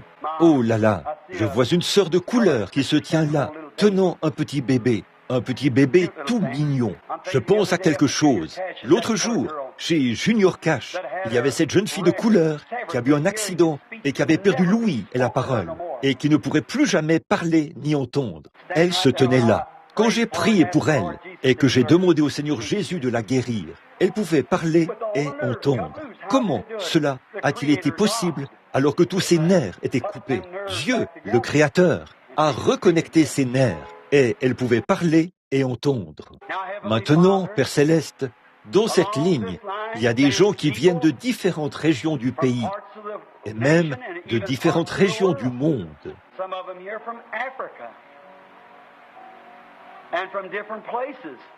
Il y en a ici qui viennent de l'Afrique et de différents endroits. Des Irlandais, des Anglais, des Africains. Ces gens de différentes nations sont venus à la source. Et je les amène à toi sur la base de la confession de leur foi. Et après que je leur ai fait répéter ces mots à tes oreilles, ma prière, ô Dieu, c'est que cela ait été fait en toute sincérité et que cela soit venu du plus profond de leur cœur. Je t'adresse maintenant cette prière, la prière de la foi qui sauvera les malades. Ô Dieu, sois miséricordieux et je te prie de les guérir, chacun d'eux. Dieu bien-aimé, je suis conscient qu'il n'y a rien en moi, ni en ton serviteur, notre bien-aimé frère Neville. Mais tu nous as donné le mandat d'aller par tout le monde, oindre les malades et prier pour eux, leur imposer les mains et prononcer la prière de la foi. Et tu as dit que ça sauverait les malades. Et je sais que nous avons la puissance. Tu nous l'as donné quand tu nous as donné le Saint-Esprit. C'est ça, la puissance. Et maintenant, Seigneur, donne-nous la foi pour faire agir cette puissance. Nous avons vu que lorsque tu as donné aux disciples la puissance et que tu leur as dit de ressusciter les morts, de guérir les malades et de chasser les mauvais esprits, nous avons vu qu'ils ont été vaincus. Et ils t'ont dit, pourquoi n'avons-nous pas pu le faire alors que tu nous as donné la puissance? Tu as dit, à cause de votre incrédulité. Ô Dieu, ôte mon incrédulité et l'incrédulité de cet auditoire. Et je m'approche de toi, Seigneur, comme si j'étais en train de mourir. Et je me tiens dans la brèche, ici ce matin, entre les vivants et les morts.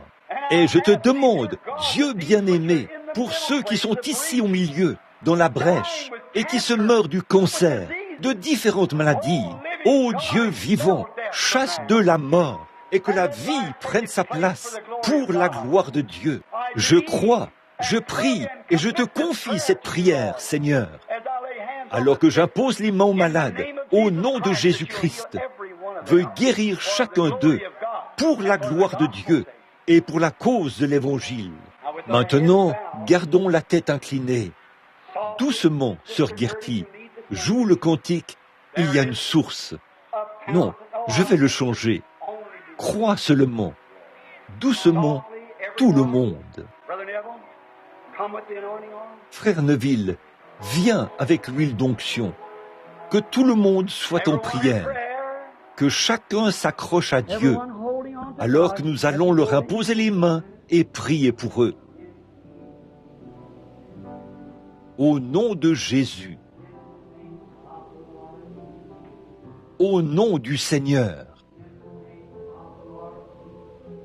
Au nom du Seigneur Jésus. Au nom du Seigneur Jésus. Au nom du Seigneur Jésus. Au nom du Seigneur Jésus, recevez.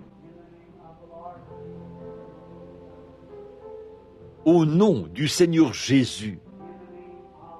Au nom du Seigneur Jésus, recevez votre guérison.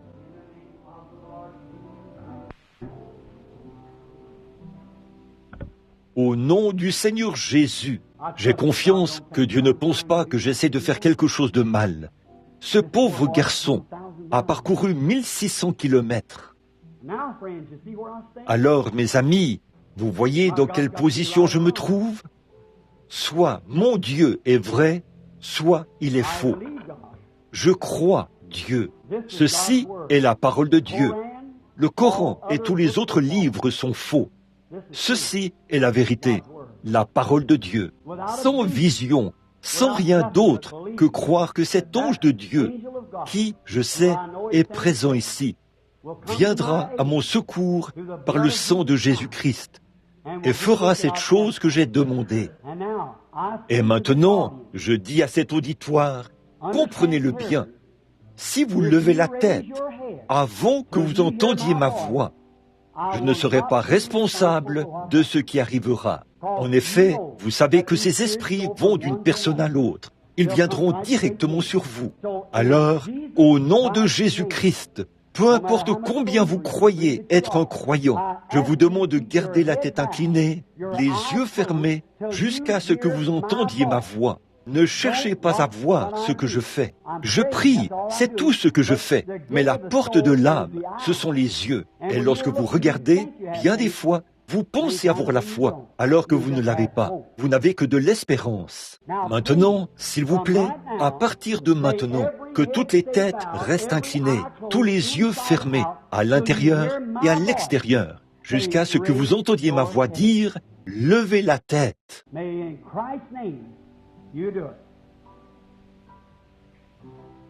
Puissiez-vous le faire au nom de Christ.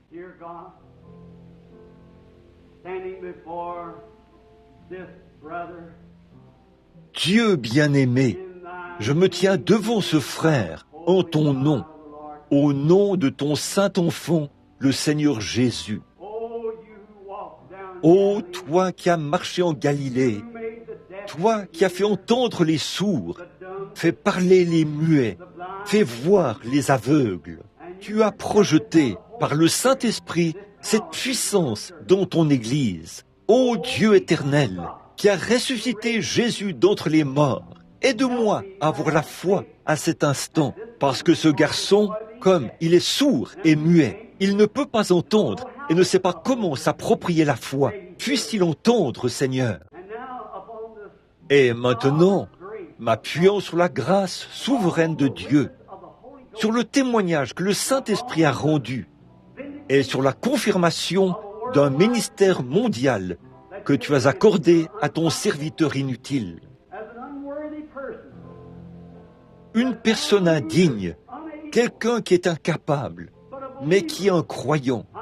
Je défie maintenant cet esprit muet au nom de Jésus-Christ, le Fils de Dieu. Et d'un cœur sincère, je dis, sors de cet homme, car je t'adjure par le Dieu vivant de le quitter, afin qu'il soit rétabli. Au nom de Christ, je te défie de sortir de cet homme, par le sang du Seigneur Jésus.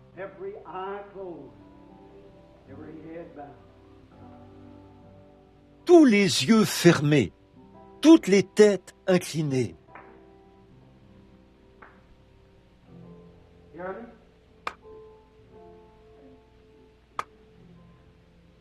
M'entendez-vous?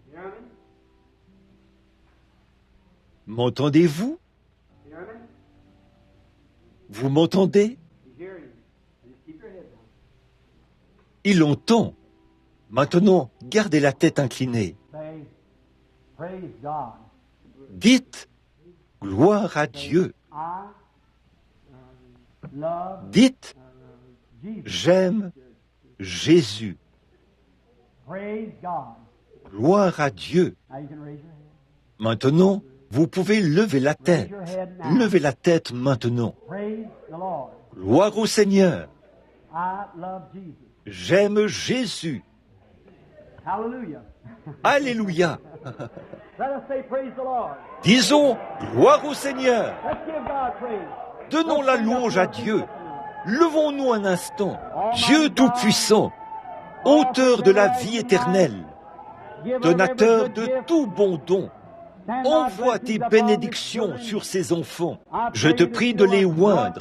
Donne-leur ce que leur cœur désire en les remplissant du Saint-Esprit. Que de grands signes et des prodiges soient accomplis pour la gloire de Dieu, par le nom de Jésus. Amen. Maintenant, vous pouvez vous asseoir. Il dit que par le micro, il m'entend un peu par le micro. Agitez la main. Vous entendez par le micro? Vous m'entendez un peu? Là, vous m'entendez? Oui? Gloire au Seigneur. Disons, gloire au Seigneur. Amen. C'est bien. Maintenant, que s'est-il passé? L'esprit sourd et muet l'a quitté. Là, il commence à parler comme un bébé, à entendre comme un bébé, à comprendre comme un bébé. L'esprit qui s'était emparé de lui l'a quitté. Maintenant, assurez-vous qu'il continue à le faire. Voyez, ne laissez plus l'incrédulité s'installer. Continuez. Amen. Et soyez en bonne santé. Amen. Oh, vous devriez voir son visage. Combien il sourit tout en regardant par ici. Joue de la musique, sœur Gertie. Vous entendez cela? Attendez. Oui, il est en train de me parler. Amen. Disons, gloire au Seigneur, tout le monde. Jésus vit et règne, n'est-ce pas? Disons, je crois. Je crois. J'aime Jésus. J'aime Jésus. Gloire au Seigneur. Gloire au Seigneur. Maintenant, courbons la tête un instant. Comme c'est merveilleux, comme c'est glorieux, comme ce sera ennuyeux et insipide. Quand je ne verrai plus Jésus, les douces perspectives, la douce musique, les douces fleurs, tout cela aura perdu sa beauté pour moi. Les champs s'efforcent en vain de paraître joyeux. Mais quand je suis heureux en lui, décembre est aussi agréable que mai. Comme c'est merveilleux. Ô Dieu, combien nous t'aimons et t'adorons, combien nous te louons, que tu es incomparable, que tu es bon, que tu es plein de miséricorde. Levons les mains très lentement maintenant vers lui et adorons-le pendant un instant. Si vous voulez bien lever les mains et dire gloire au Seigneur Jésus. Viens, frère Neville, termine par un mot de prière.